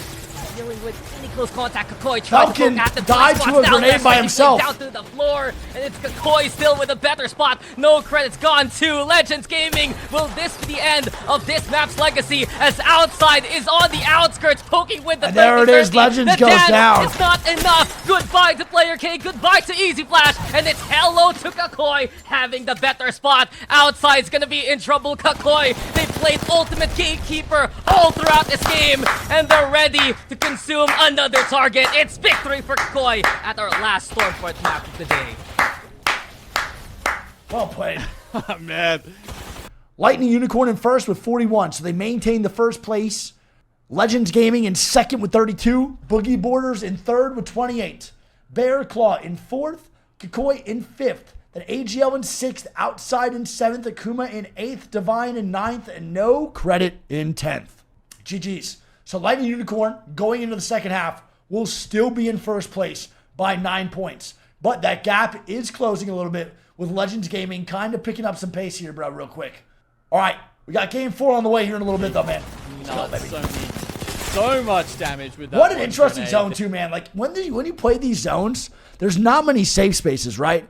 Where Lahim, Bastion, and Kazan's is the really the only safe spot to actually navigate with. It's borderline impossible to survive a rotation across unless this team is very preoccupied with other teams pushing them from this way. But the way the zone was pulling and the way it was set up, majority of teams were coming from this area instead of North Pat because teams were just dying over here for free. So Lahim and them posted up, obviously, the fences, the horrible fences.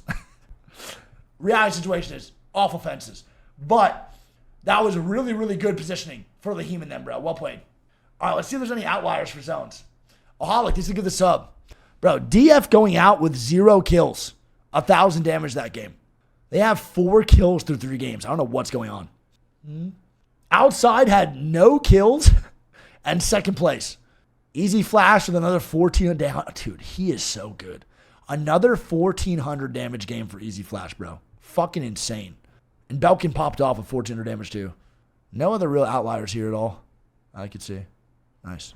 Ladies and gents, and it's A versus B. We're halfway done, halfway left, and we swap the map over to World. All right, so don't forget too, man. The final overall scores, bro, going into this game. Lightning in first, Legends in second, Boogie in third, Bear Claw in fourth, and Kakoi in fifth. Straight into the action. We've got DNZ and KPG going right at it in the middle. Revenant So for we've even got KPG. a Revenant in the middle of all this, immediately going for the Wait, Joker's not even playing. Because they've got a Joker's in the 2v1 dropship. advantage, and it looks like KH from KPG is already making his way where's out Joker? of Harvester, potentially leaving his teammates for Where's Joker? dead at this point. Yo, the main broadcast is How wrong, on right? earth It is just says Joker match 3. flying Oh, he's back. It's 4, yeah? Did he? He must have got the balloon. Okay. Bro, what is Trying Joker to work doing? out what was going on there. I was like, he can't have his ultimate up already. He came back? Like, already? Yeah. Oh, wait, have they just... Oh, no! They turned around and they actually saw KH. He was just sitting underneath the railing. KPG is and eliminated. somehow they turned around and just with eagle eyes spotted him to get the last kill. Okay, You think so... Joker just had to take we're the actually biggest seeing shit of this all more time and that just more, came like, back out of nowhere? the double contest. And fuck. we can talk about that in a little bit because it looks like War Monster Firebird are trying to How did close they the lose net the contest in first onto then? Akuma. They just lost to a duo. I mean, Akuma's still around too, and Akuma might be in trouble. WMFB, they're pushing towards the trains, and A nice Akuma dead. WMFB, bro, up 1-0. immediately, and 2 squads from the The craziest part is DNZ just beat KPG as a Bit of duo. a Joker was DC'd the whole An time. interesting one there where it was like Akuma and War Monster How did Firebird they had both fucking said lose that? staging. You also had And they were on Revenant too. the Mirage Etoile. But it looks like Very interesting. War Monster Firebird were trying to take that as well, but you can't really. All right, let's see if Mirage Dreamfire Etoile can pick it up in while, these last half you know, games, you're bro. also contesting Don't forget, man, staging, so DF, that bro, means 4 Boogie kills Borders through 3 up at games. Lava Not great. Fisher do get that Not good. one Pretty all bad. to themselves. Anyway, War Monster Firebird. Nice, guy's nice work there, kind of corralling all this guy of miss shots? Akuma Is it into possible? that little train car, and then There just you go. and then dealing with them from there. We've got Legends Gaming very much already set up in the top of launch site here. So you can see player K. It's already got the fences going. Behind them, you've got Overlooked Entertainment sitting further down because, of course, the ring is pulling very much down here to launch site, not even to dome. So people like Kill Devil sitting over there will probably just do a little bit more crafting. And more teams, I think. All right, well, we'll see what happens here, bro, for game 3. I'm very curious. Revenant and Wraith. Teams read this Wraith as one pick, Revenant one pick. Sort of ring. They are going further down. They're going to the zone looks like it's going towards the launch site side, so launch site Legends in a great spot. They're playing front blast though, which 100% gets pushed late game. But Easy Flash right now is just absolutely on one. I think we need to fucking get a piss check on that guy. He honestly might be on some shit. I have no idea. He is unfucking the regional finals. Obviously, it's a joke. They had their dub at the back He's playing unreal. of launch site. To finish off that 3-game run. And we see that change too, yes. 3 cryptos now on World's Edge compared to Storm Point. Put up the candles in chat for Moist Esports, but... Interesting. So more teams playing crypto on World's Edge than Storm. One day they'll meet again at LAN, I guess. Which makes sense, I think. So wait, I just made it sound too. Sounds sad too. Yeah, but anyway, where are we in the occasion? Seems like we're watching several teams still in position here. Dak is so low, I can barely hear this guy. Of course, always going to be a melting pot of different teams coming together. You got SWQ on one side, you got Legends Gaming, as you mentioned, on the north side. You got God Hand around as well. And it does feel like these teams rotating early, already looking for the next ring to work with. Yeah, 8 Con was this match too. Yeah, a little bit different on this comp. So comps are changing according to the map, which that's one thing you don't really see for ALGS that much, bro. I kind of wish more teams would run different comps on each map, but a lot of teams are not really doing that. They only change like one character, but I would love to see a total shift in comps for each map, bro. I would love to see like a team on World's Edge, bro, run like Crypto, Watson, Valk, and then on Storm Point, bro, run like Horizon, Bloodhound, Bang. Like, I want a team to fucking have that in their fucking bag. I think that's just a sick trait to watch if someone could actually do that shit. All about the south side, but in any case, these teams playing onto launch site, happy to just snipe as much as they can. DNC, you can see they still run that Valkyrie alongside. Very similar to Old Energy, yes. As well as the Rampart Conduit, Bullin from afar. And perhaps here we're going to see more of these teams forego the Bangalore for something a little bit different. Beyond that, they're just hanging all around, clashing with Ash Esports and sticking around Lava Siphon for the time being. You think they can vote? They can vote characters out before the new map starts? As you can see here, voting characters is a very tricky situation. I've been a fan of the idea of voting out characters, bro, or having bans on Legends, bro, for specific maps. It's been a little bit tough for these voted by the guys players, today. but I mean, I think it might be a little bit too hard. It's not as much of a death knell as it used to be, because when you had 5 slots to go to land, you essentially needed to play Serenity is a duo because their third had visa passport issues and they can't get home. With that upgrade to major region status now for APAC South, we do get 8 slots. That means it is a little bit easier to qualify. We're going to have 3 extra teams that'll drop I don't think it did fat bomb amount at all. of points you need, I don't think split points you need throughout the season by, I'll have to go back and check, but maybe around 20. I'm just going to chuck that out there as a guess. And that buy means Bitcoin. Why is the second message we got today, bro, about Bitcoin on chat? Of winning, is something happening with Bitcoin? Yeah. 77 watts to tweet, bro. Thanks to the fucking resub for 37 months. Love you. Snipes tonight. It is a little bit of a shame that they couldn't get that. Blue Fox is the prime. Yeah, it gets tough, right, when some of these points stack up and you're going to be regretting. Maybe we had our full squad from that first day. We could have gotten more league points and we could actually get into the LAN immediately. But we'll pause that project, or rather, we'll talk about that program. It's a sign, I guess. I guess I'm putting all my money in the Bitcoin. Whatever, Reptar. Already in trouble. Pizza. I'm trying to hand him my wallet. Gonna get sniped from afar, and you need my credit card info? Really hasn't found their footing. Effort. DNC keeping an eye out. We're watching Lightning Unicorn as well, sticking around with the same comp that they had from Storm Point. So what has been working for Lightning Unicorn. They're trying to change a little bit of the meta comps here. Yeah, what's interesting you bring that up. You know, obviously we were talking about. I cap like my audio? Is that what you mean? Into World's Edge, we've had, I believe, 9 teams. 18 squads, round 2, by the way. It's definitely hard pulling launch site. 100% a hard pull launch. Teams like DNZ have moved over from. You know, the very aggressive Bang, Bloodhound, Horizon. They're playing Valkyrie Horizon. Oh, let me know if that's better now, Cap. Love you. There's, of course, some reasons for that. Their contest. I raised it up a lot. Harvester, the contest. No, I'm a mic owner because the mic towards my mouth, sadly. Horizon extremely strong in that one, so they had to keep Cap, with that legend. Especially, you know, you generally. You have people fly down the bottom. And then I don't really like where KD is at. The middle room is one of the. Boy Kevin Durant. They can pull I'm a huge fan of the rotation, bro, in a launch side from here. Especially with the Crypto Cat Horizon, I think this shit is ass. Again, that double. The evac tower they're going to have is going to have to be a beautiful rotate. And a clean one, too. You're not going to leave me alone on my POI. There's no way if they do walk under, it's going to be towards that left side. And they have no defensive character that keep it alive underneath the balcony. You're not going to give this up for us. They're going to have to evac for sure. A level of confidence that they can actually take that fight.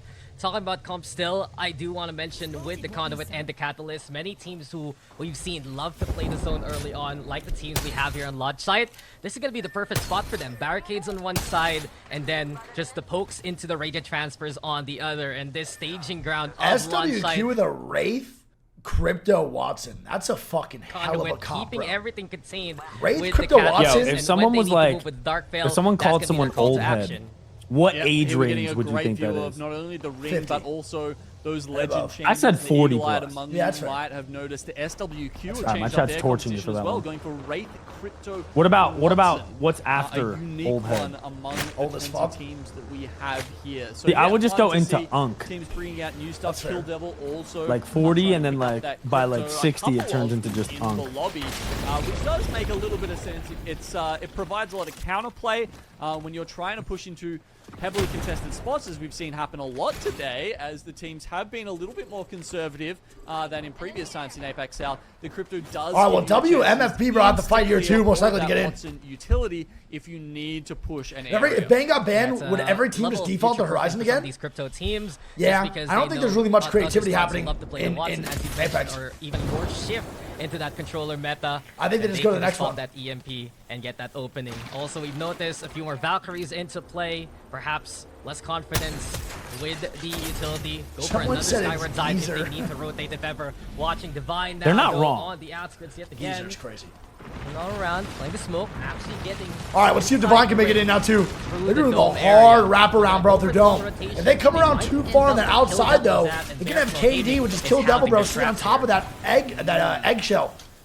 Right outside the Dome. I got to work with them too. So there's going to be a fight no matter what they have to take here. There's no way they get a free rotate in a launch or even out of Dome. Inside the ring, sometimes it doesn't end up that well for you. That's all I'm saying. Yeah, see the rotate in. And Belkin and them are still there too. Popped now for Divine as they make their way around. And this is going to be a tough one to get inside, honestly. Yeah, it's going to be so rough. If KD sees them early from that nutsack or that eggshell, they're so fucked. Dude, what is support bits? Holy shit. Kakoi, bro, last game winners. Looking pretty good now, too. Certainly won one game at least today. They're pulling up towards the north. They're trying to hold up AGL, who are about to get crunched between them and No Credit. Yeah, we're watching No Credit actually take down one from AGL. High ground from Nexus, the Nemesis shots are fully charged, and the damage is being done by No Credit along the way. AGL, we watch them usually perform well on World's Edge. They're one of the 3 batteries and an evac tower. That's just destiny to stay alive. Oh, No Credit. Bro, Nexus is fucking frying too, man. Holy shit. Kakoi not really wanting I'm gonna lie, bro. No Credit might be one of my sleeper teams too. No! Lightning Unicorn going down. Don't tell me it was luck, baby. It wasn't Bear Claw game. Please. That they found their way to, and they have actually managed to stabilize just a little bit, but they've had to use their. And here we go, KD versus Pricey in them. I told you, the fight I called was gonna break out. Tony Romo of Apex. Washed with that gravity ledge. Yeah, Kill Devil was always right all along the way. And Divine goes down to KD. Gaming decided to play third party and BCG, Belkin to the boys third. It might be Kill Devil next with the kill contract. Spikes are out. Dark Void's there for the fall. But Bear Claw Gaming is looking around for if you are KD, you are so mad at Divine for that play. You are so mad. That is so tough. Kill Devil. They survive with the Catalyst. They can bring Luahan back to the ground as Kakoi's also gone along the way, losing the fight all the way on the northeast versus No Credit. Man, I don't know what the hell VCU is and doing. Kakoi eliminated. He kind of just gave it as a wild card and may have actually saved Kill Devil because they were so confused as to how there were extra members there still alive. Burn the Catwall to get out and... Oh man, that was and TNT now fighting too. That was not smart, but to be fair, Pricey doesn't really have a play to be made. And a good spot at the they had an evac tower to maybe go over them, which probably would have been the right call. DF is still alive here on World's Edge. And my chat, like we said, you guys are telling me they're better on World's Edge. So they're off to a better start here, bro. It is 15 squads, and they're in a good spot in zone. So Boogieboard is really having not the best start over on Storm Point. Let's see if World's Edge, where they started Lava Fissure and Mirage Etoile, can change their fortunes. I mean, they had that one top 3 game back in Storm Point, but beyond that... And look at that fucking pull, baby. Towards that left side, we saw a Dojo/DSG win here the other day. DF is going to have to evac over, bro, to get in, but with Boogieboarders there and not going there yet, and LG and fucking Ash all next to them, bro, and evac's going to be impossible. I think DF might die early here yet again, chat. I don't think they survived this, brother. I think they're dead. Unicorn's location. Unless they can evac. Yeah, they had a little Valcolt in to try and get themselves here. They changed up their comp here just to make some of those. Hey, anyone that's going to sleep, thank you so much for watching. I love you all. Might serve them well. We'll have to wait and see on that one. DNZ up the top, as you said, outside. Ash looking at them, and then Dreamfire just below them near the caravan. Actually, wait, Boogieboarders left. Boogieboarders left towards Choke. They can evac now if they want to. Nase setting up Star Point as well. Kill Devil's already going to be gone near the southeast side. But we're watching Dreamfire fight for their lives. 3MC and Pitty very low already on the HP, and that's already Dreamfire losing out in this fight. DNZ go for the push, breaking the energy barricades along the way. Can Papa find one more target as Dreamfire tried to evacuate? WM Firebird, they're gone. DNZ looking to mop up these kills, get those points up on the board. That is such a bad push from DF. For Ash Esports here. Why would they push that knowing that there's another team up top here, Ash and DNZ? Otherwise, they were looking at a very hard. God, it's such a bad push, man. Just the right time. Roy, I mean, Roy's last man standing now, Catalyst had helped out with the caravan earlier, so he had a safe place to rest and recuperate. But now he comes out and he's going to try and take on these other two. The kill gets stolen away from him, trying to escape now, using both sides of this wall just to help him out. The beams come out. He's contending and DNZ with get a kill, but they're dead. It doesn't matter. At the same time, and Roy is just a solo dead zone. To stay alive. And Dreamfire gets top 10. But it's not for that. Man, that is such an off-putting fucking push from DF. I know they're hyper-aggressive, but there's no way you think you come out of that alive. You can see Boogieboarders left that fucking side of tree. You can now evac over in the zone. There's no reason to fight. Boogieboarders gave you a clear evacing chance on that right side, bro, through the launch site choke. And you decide to fight instead. That's such a tough call. I don't agree with, bro. Also popping those smokes, but Legends Gaming has a good angle. Easy flash, ready to go for the clash. He still has so many scout bullets to work with. We're waiting for him to get that red armor online. Cracking those shields and again, big damage! And oh my! Who the fuck is that? All this happens. Who the fuck is this? One more squad dropping on them. No credit. Tried to find their own juice here. Legends Gaming's an easy flash moving on around, but it's not enough. Pylons again. The fence is nearby. Strafing Blade trying to survive, but that's Legends Gaming gone. No credit from the fucking heavens. And the two squads that fought, they're removed here. Legends get landed on by Cheeky indeed. I'm not gonna lie. I feel like that's where did that team come from, bro? SWQ with a play of a fucking century. Like, essentially ratting down the bottom. They almost, I think I just raised my desk by accident. I have no idea how. That go off or a reload happen. They pop that gravity lift and just cause. Oh no! I think that SWQ just third partied. Don't win the fight. They were the Wraith team. They third partied that fight. So SWQ kills off everyone that just landed on top of them. If they're trying to pull off those kind of plays, this split. Just an incredible moment there from no credit, and is absolutely saves the bacon of the teams on the south side. Airflow Gaming though taking advantage of the situation. You got God Hand also nearby, and SWQ still sitting pretty after mopping up everyone who fought towards the northern side here of launch site. I think Unicorn though, they have LU got a reset to 3, baby. Yes. Bro, I am an LU fucking stan. LU in a god spot, bro. I am a LU stan.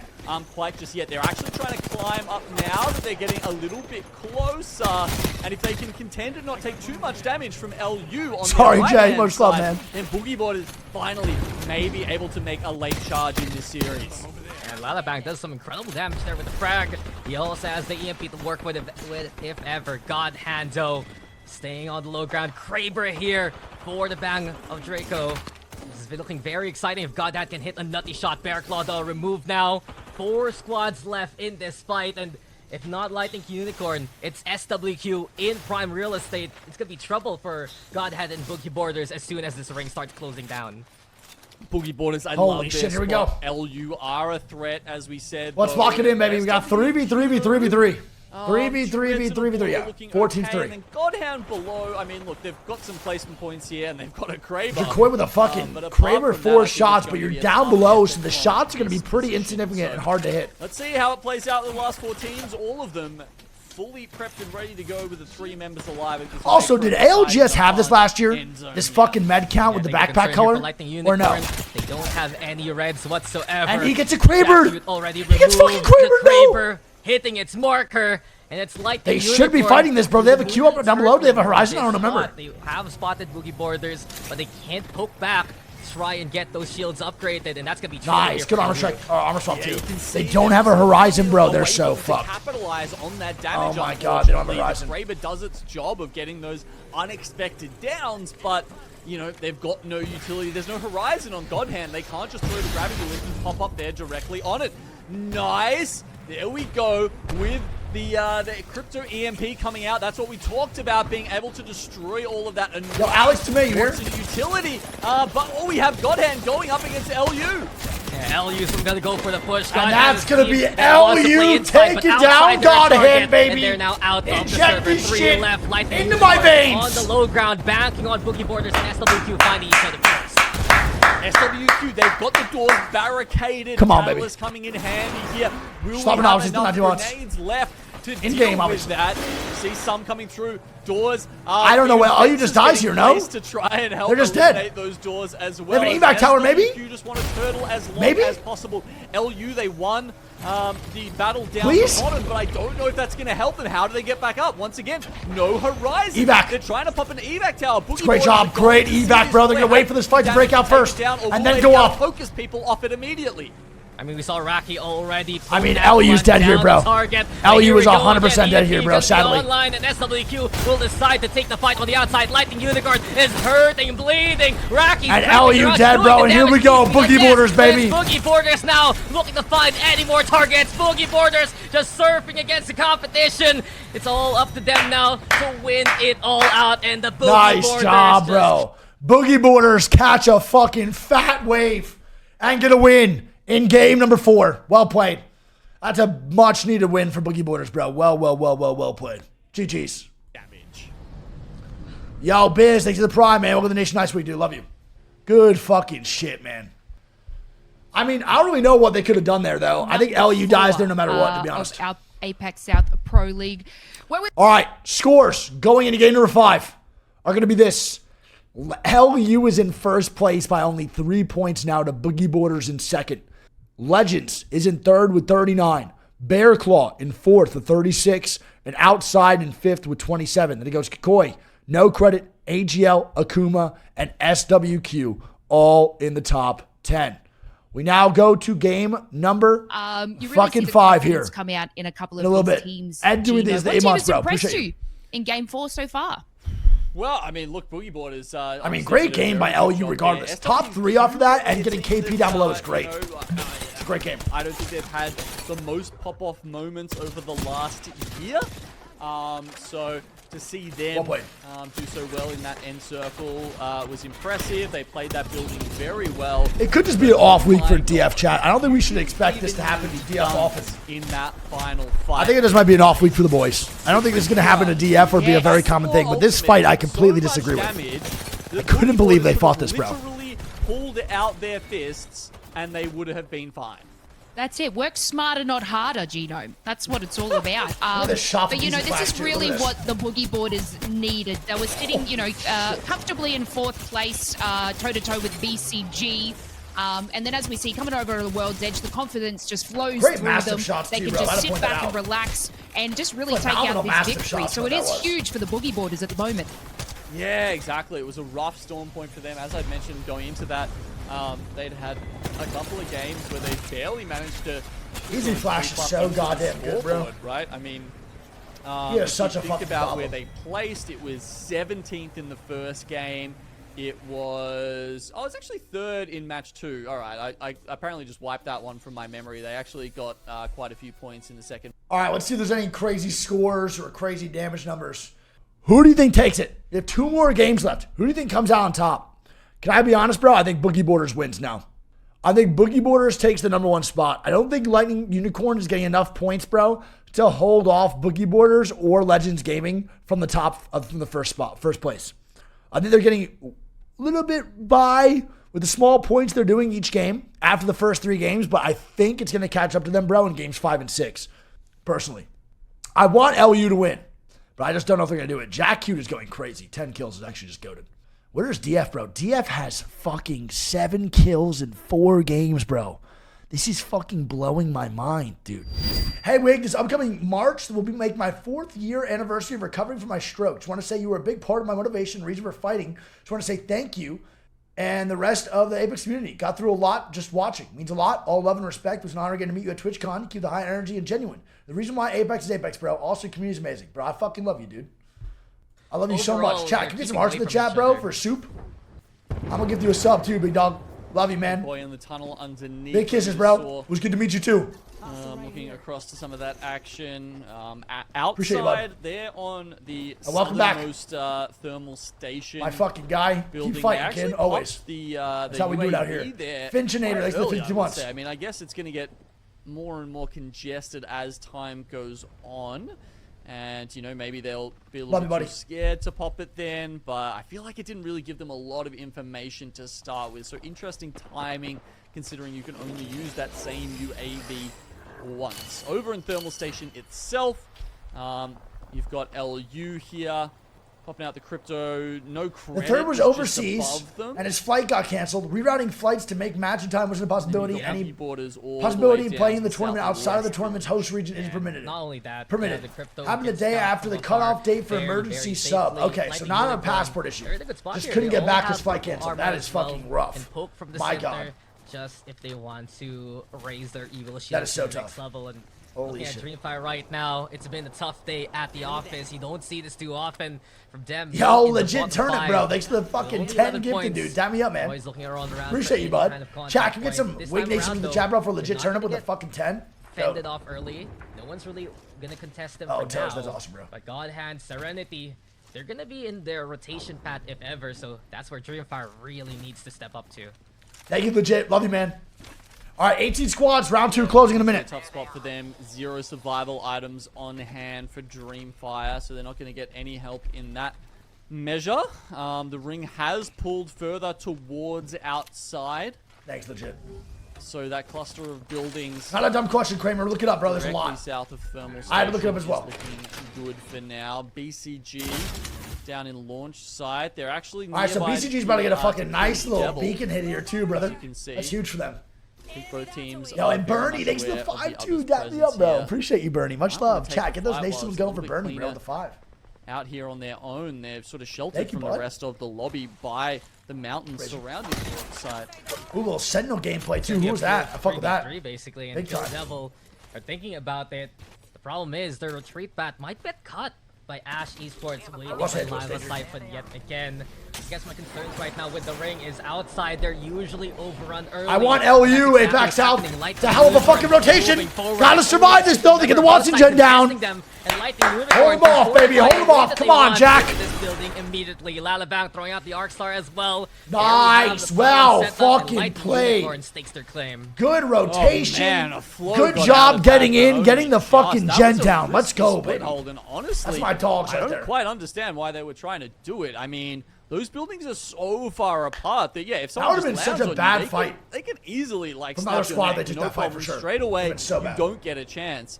Luckily, a flow was sort of on the other side and saw it. Long shot root cast for APAC North. It's your Rage Esports. Set of those 2 buildings for themselves, but wow, that was. Yeah, I feel like you just don't get a lot of advantage. Unless it's changed from last year, but I'm pretty sure it's not. In this situation, nodding off is the 4 months. Honestly, just setting up in the UAV building. And that's what they're going to do from this point on, outside of it.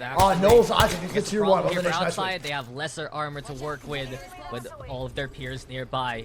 Keeping an eye out on DNC. A little bit of high ground here. Papa poking with the scout. Beautiful shots. Yes, Kill Devil and Ash Esports are nearby, sure.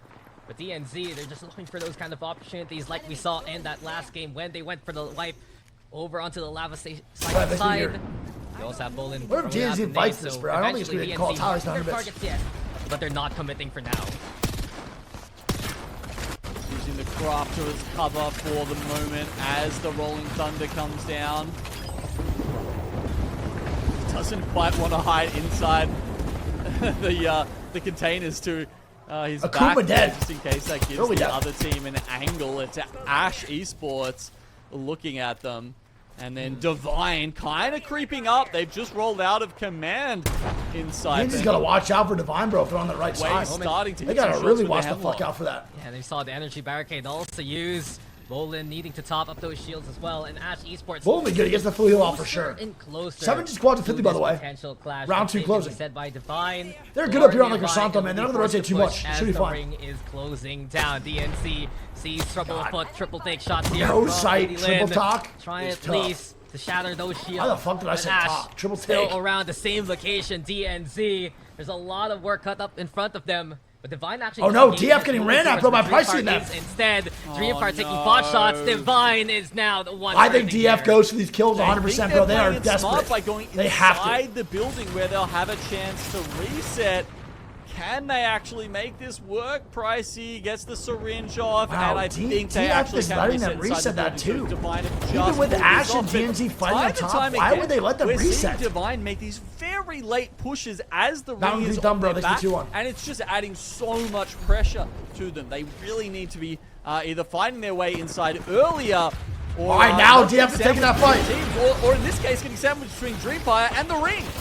These stations can cause trouble, and Dreamfire now is ready to hunt. They know this here. Pricey will be the first to fall. Dreamfire has been marking their rotation for quite a while, but 3MZ will be traded. It's up to Roy here to try and clutch this for the team. He's done so before on Lad. Can he do so one more time? The fight back is clear from Divine. Oh my god, as DF goes down! As Ash Esports gets the timing with the shot from the scout, and again, Dreamfire, they took the fight to another squad and will come out of the lobby because of it. What is going on? A little bit unfortunate. They were the ones on the outside, so when Ash pulled up, what is going on? Did they not use their catwall once?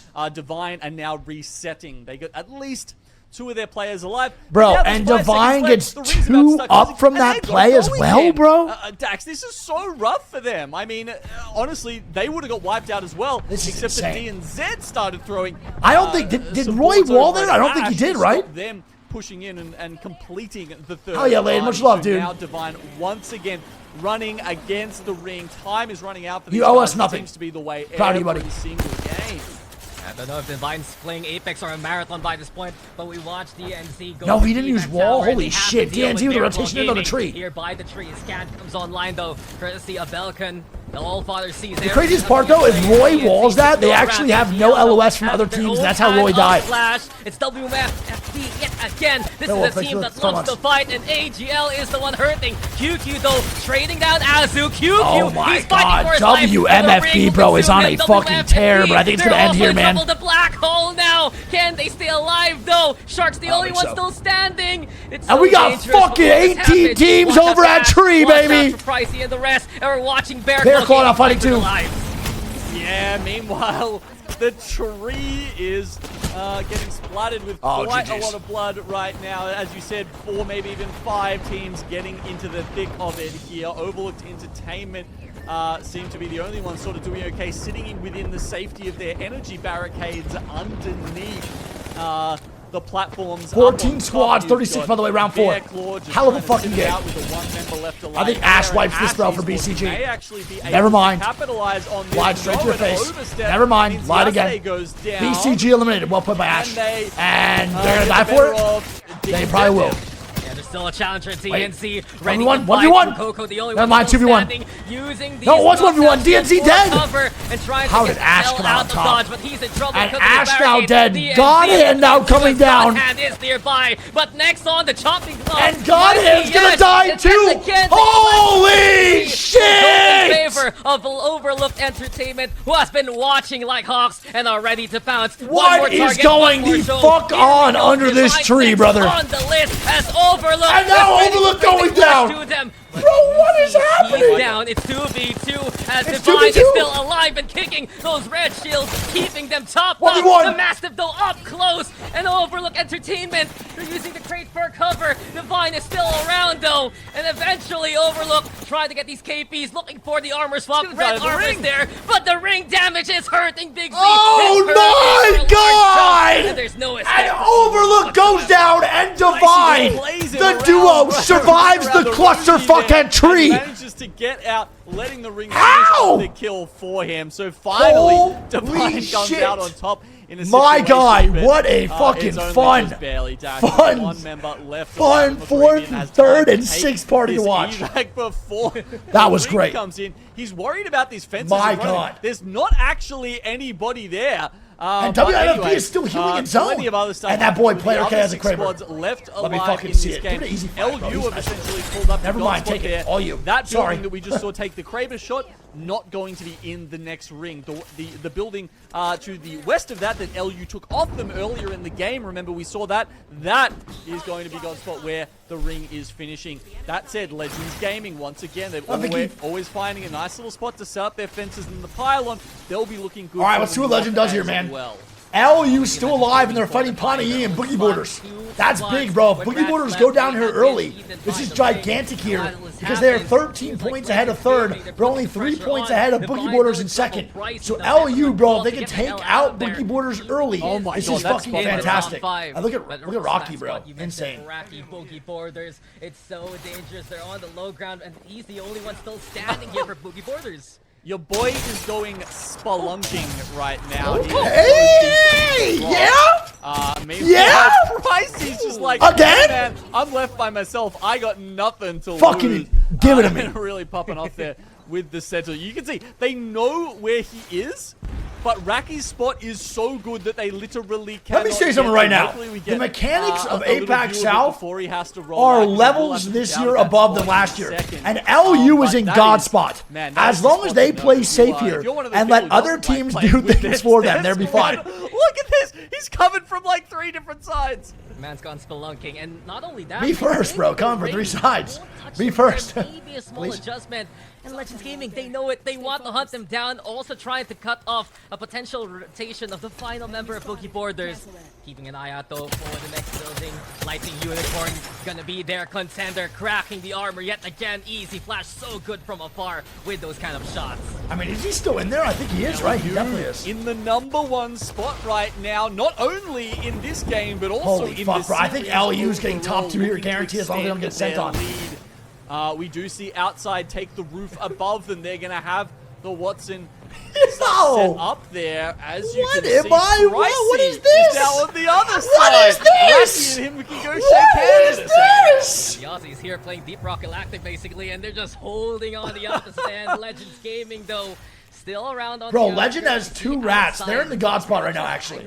That pull is so good for them. But while it stands, these rats can stay where the fire is getting hotter and stay alive for at least. These rats might grief Legend, bro. They can actually get up. Legends, though, you love the sound for the pylon. Racky, I told you, Genome, he's good for it. The spikes! Oh man, the spikes. They're just making it hard for him to get out. This is still so good for player K, you bro. can even see Pricey's banner in the background there on the opposite side, just holding it out. Oh dear, this is a fun one. We've got the other 3 squads alive outside, Lightning Unicorn and Legends. These guys are fully equipped. Player K with the Kraber. He's looking for outside on the top of that building right now. And Lightning Unicorn, they're going to be able to stay inside for a little while. A couple of R9s and flatties on them, so they'll be able to pump out some damage when they get out. Okay, Racky with the ulti. A wingman on the side of Easy Flash, so that's looking pretty good as well. Pylon interception. I heard Dax call him Rocky, and then I heard getting some of those, Genome call him Rocky. I don't know what his name is. Barrage artillery away from them. And Easy Flash he's still looking. Like they know he's down there. Player K wants to literally get this just fucking can't do KP. anything about it. Yeah, man wants to kill, and he wants it badly. Cause for concern perhaps for Lightning Unicorn is when they're forced on the outside, it's the outside peering. I don't know if you can climb this. Oh, he's gonna be in trouble. He's got no flash. I don't know. He's just trying to surf across the rock right now. Trying. Oh no, Pricey, can you do it? He doesn't even have any healing to work with, and there you go. Rocky's also spotted. Into the lava he goes. Rocky and Rocky goes down, baby. There we go. Boogie Border's dead. Divine dead. LU in the top 3. So fun.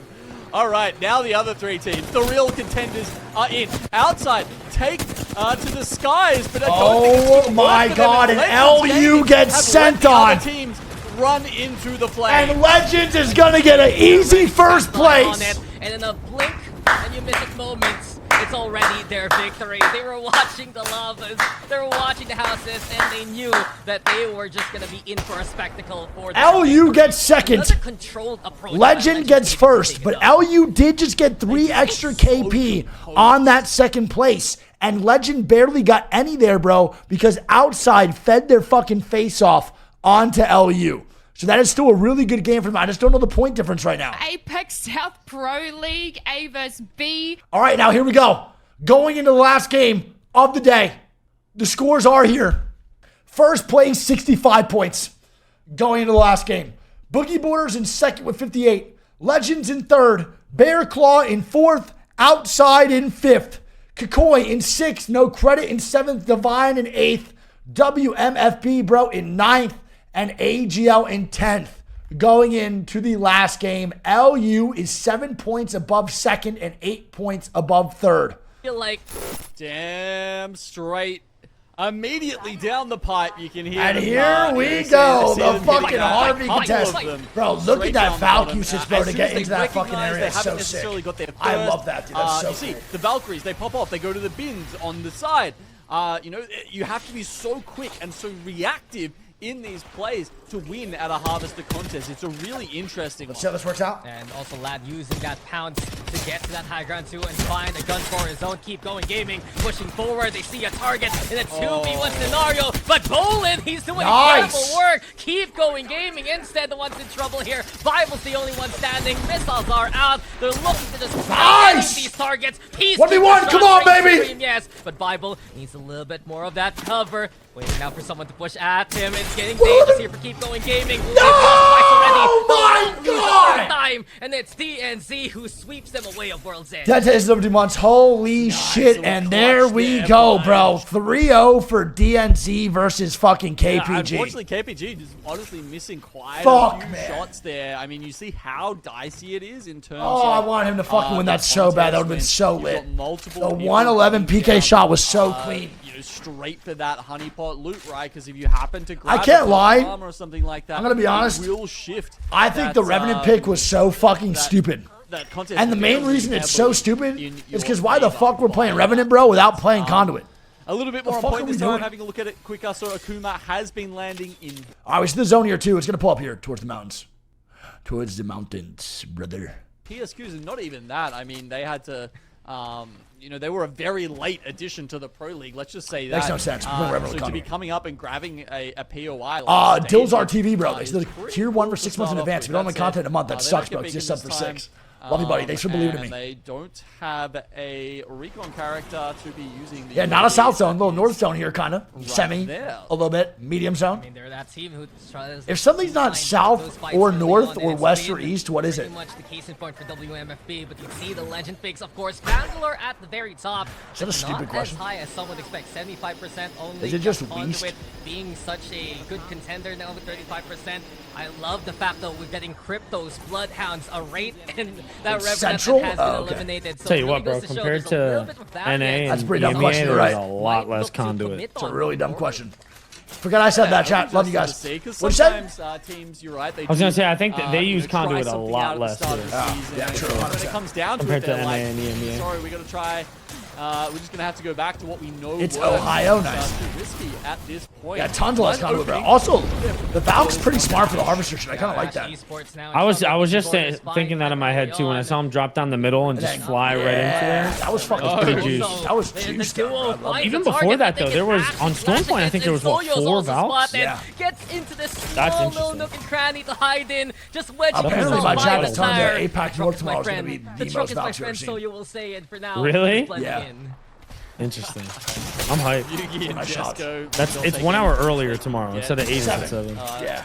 The controller duo there, happy to pick up that one, and they're actually sniffed out Soyo, and he's going to make his way out. Of course, they can't expose themselves too much. That's going to be KD going down all the way man. down near Dome. We've got another fight going on. Kill Devil down to 1 against the Kuma. Not a good week for Kill Devil, man. GG's. 3 KP along the way forward. And KD is going to go out, bro, at 20th. Southeast side, the Unfortunate. towards Geyser. We're watching SWQ though, facing off against Legend Esports. Wait, player K dead? Trouble there, SWQ. And Legend goes down! Legend is out early. This means they can't contend for the top spot today here, Genome. Oh my god! LU!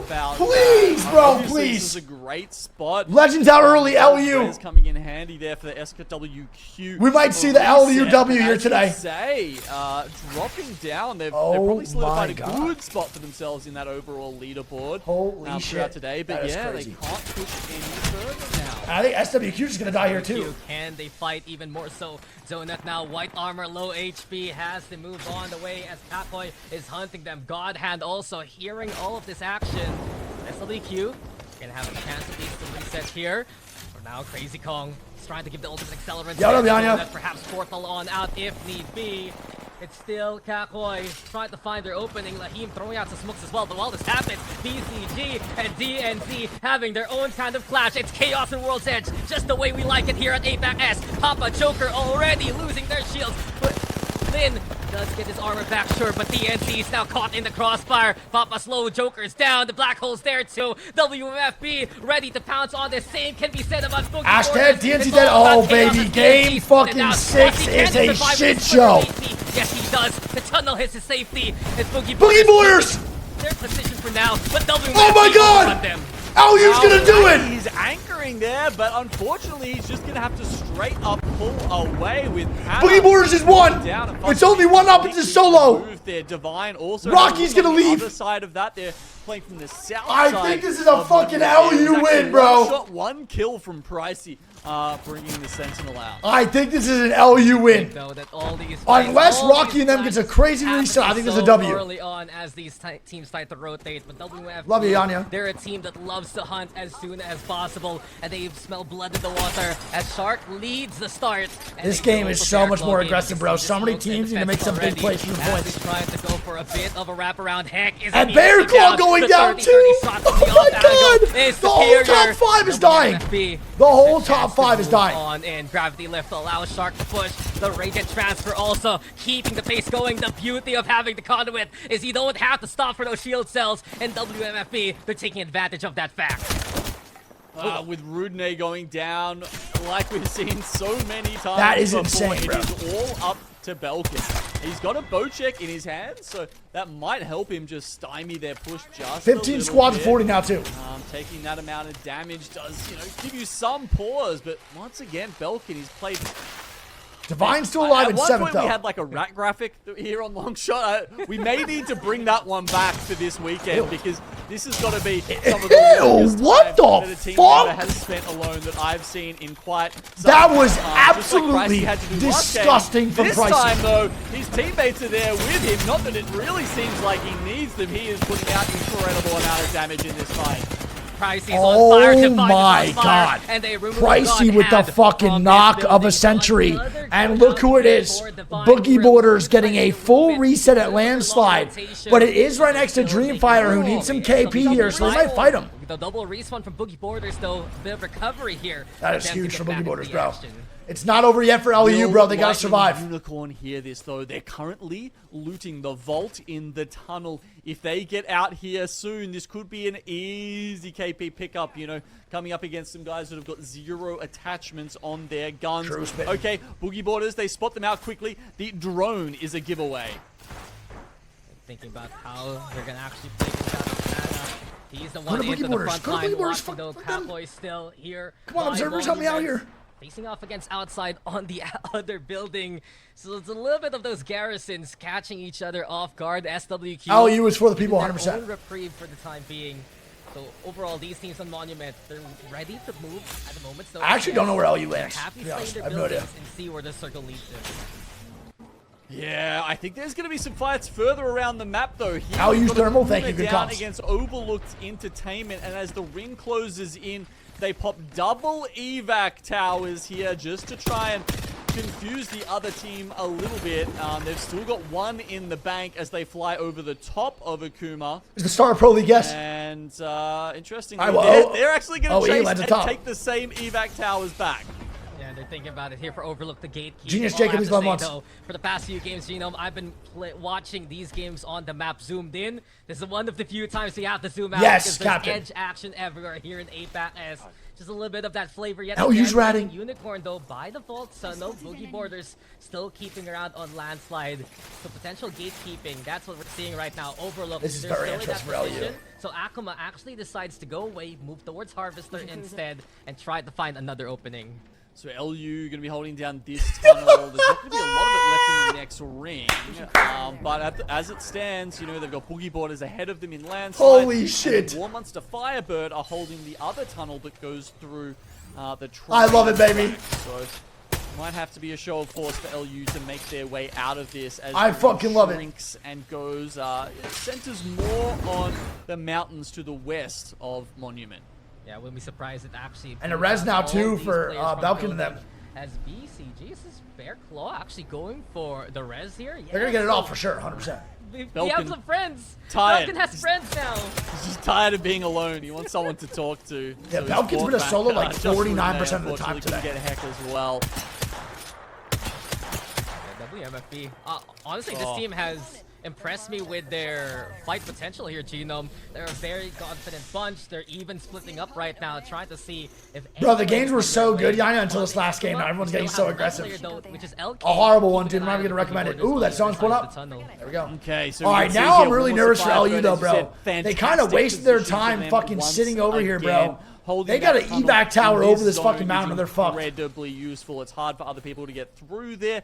If they can worry just a little bit about their back, you know, I don't know about holding two. Having a look over here at Akuma, I feel like the backside of the tunnel is really the one that they need to focus on more because you've got potentially 4 or 5 teams going through there. You want to put pressure on, so you're forcing those teams through the more northern choke, so they end out coming out up towards Monument. If they try and push through towards War Monster Firebird, that's going to be very ugly.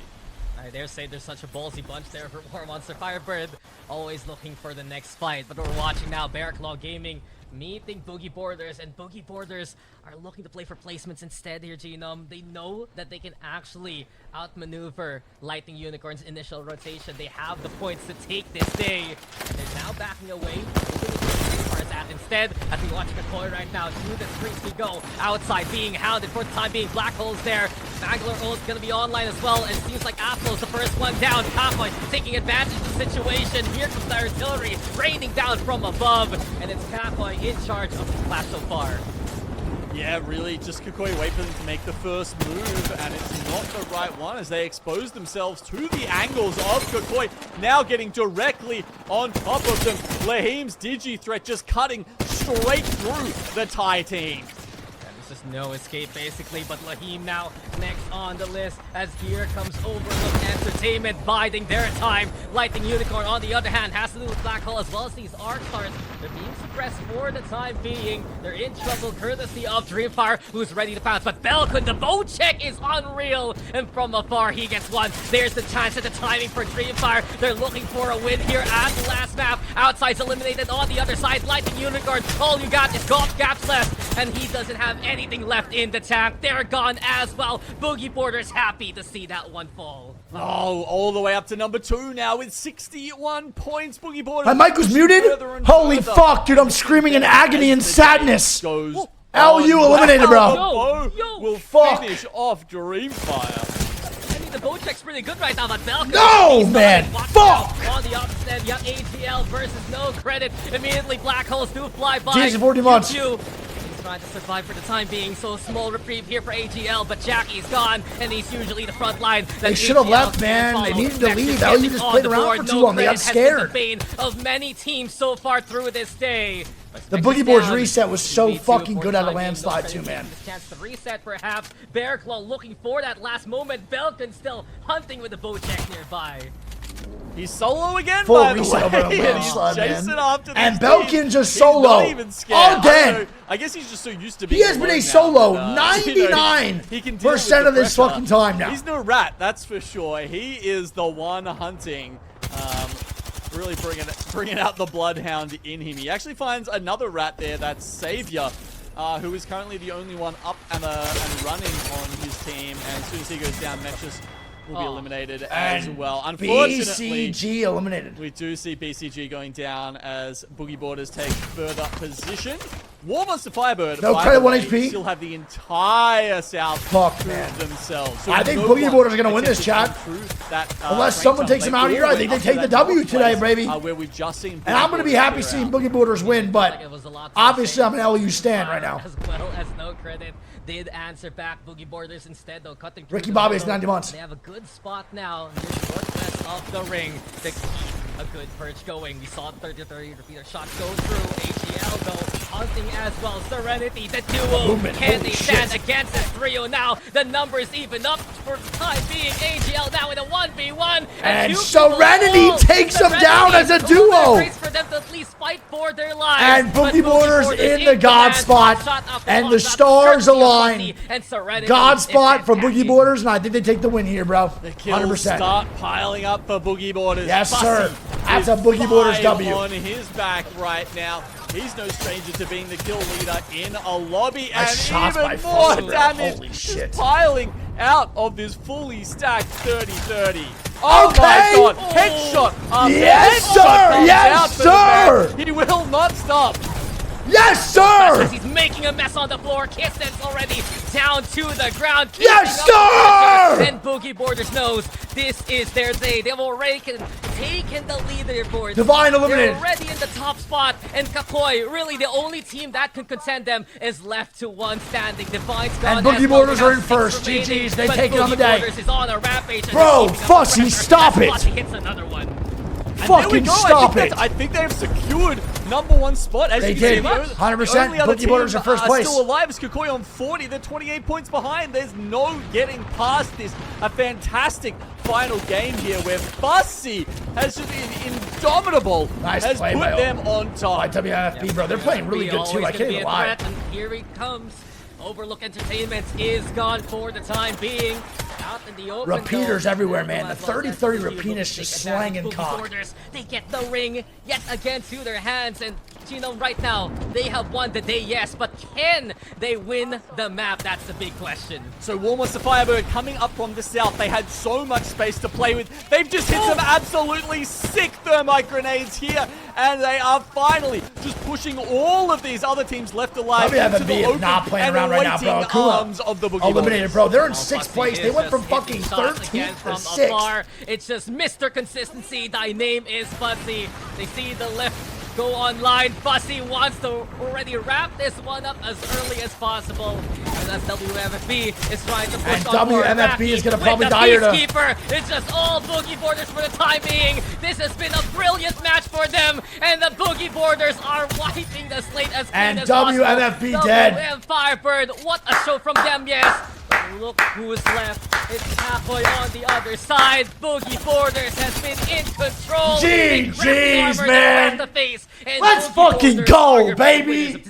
Boogie Boarders take day 1. Incredible stuff for APAC South Group A versus B. They got on top of that hill. It was just seemed like there was nothing the rest of the lobby could do. There was nothing, bro. Does run out a second there, but oh my! I mean, you saw Warmaster Firebird in those final dying 10 moments. fucking kills, that boy actually fussy, managed man. to jump Holy up shit. a couple of spots in the series standings. So Insane. Really making it count there in those final moments. Insane. The passion was real in our final matches. APAC South Pro League, we've had 6 games of pure talent. Any crazy? Dude, Fussy, 2,500 fucking damage, bro. 10 KP for his fucking squad. He just fucking snapped, dude, for his team. My God. Holy shit. Any crazy damage? Not really. 600. Man, what a rough day for Dreamfire, huh? Holy shit. All right, well, dude, again, huge shout out to Longshot, bro. Please, if you have not, go follow Longshot. Their APAC South production, as you could tell, is fucking nominal. They are a goated, amazing fucking Twitch channel and production crew, bro. Please go show love. Now, the overall scores for APAC South. On day 1, Groups A versus B is going to be Boogie Borders, first place, 83 kills. LU in second with 66. Legends in third. Bear Claw in fourth. Kakoi in fifth. WMFB in sixth. Outside in seventh. Divine in eighth. No Credit in ninth. Akuma in 10th. AGL in 11th. SWQ in 12th. DNZ in 13th. Overlooked Entertainment in 14th. Keep Going in 15th, Dreamfire in 16th, Godhand in 17th, Serenity in 18th, Ash Esports in 19th, and Kill Devil in 20th. GG's, man. G fucking G's. That is it for the day for Groups A versus B. And that means, is it ready yet? I don't think it is. It is. Boogie Borders get 25 points overall on the day. Lightning Unicorn gets 21 points in second. LG or Legends Gaming get third with 18. Bear Claw in fourth. Kakoi in fifth. And then it goes WMFB, Outside, Divine, No Credit, Akuma, AGL, and SWQ all in the top 12. Yo, Floyd, thanks for the 5 gifted, bro. Down me up. Love you, man. Appreciate you. All right, chat. That is it for me for the day. We are now done. ALGS weekend has now officially kicked off. We've now officially kicked off ALGS weekend. Thank you all so much for fucking being here. Thank you all so much for fucking vibing and hanging out. It truly means the fucking world to me. Thank you. Times 1,000. I love you all so much. Do not forget, man, there are no scrims tomorrow, but we have APAC North tomorrow at 7 p.m. PST, bro. APAC North at 7 p.m. PST, where we watch another 6 games of ALGS. And then on Sunday, we are back for EMEA at 10 a.m. PST. And then at 3 p.m. PST, we have North America. So we have a full ALGS weekend. Thank you guys so much for being here, bro. We appreciate you, me and Greek both. We love you guys, man. I don't know what the fuck that is, but we are out.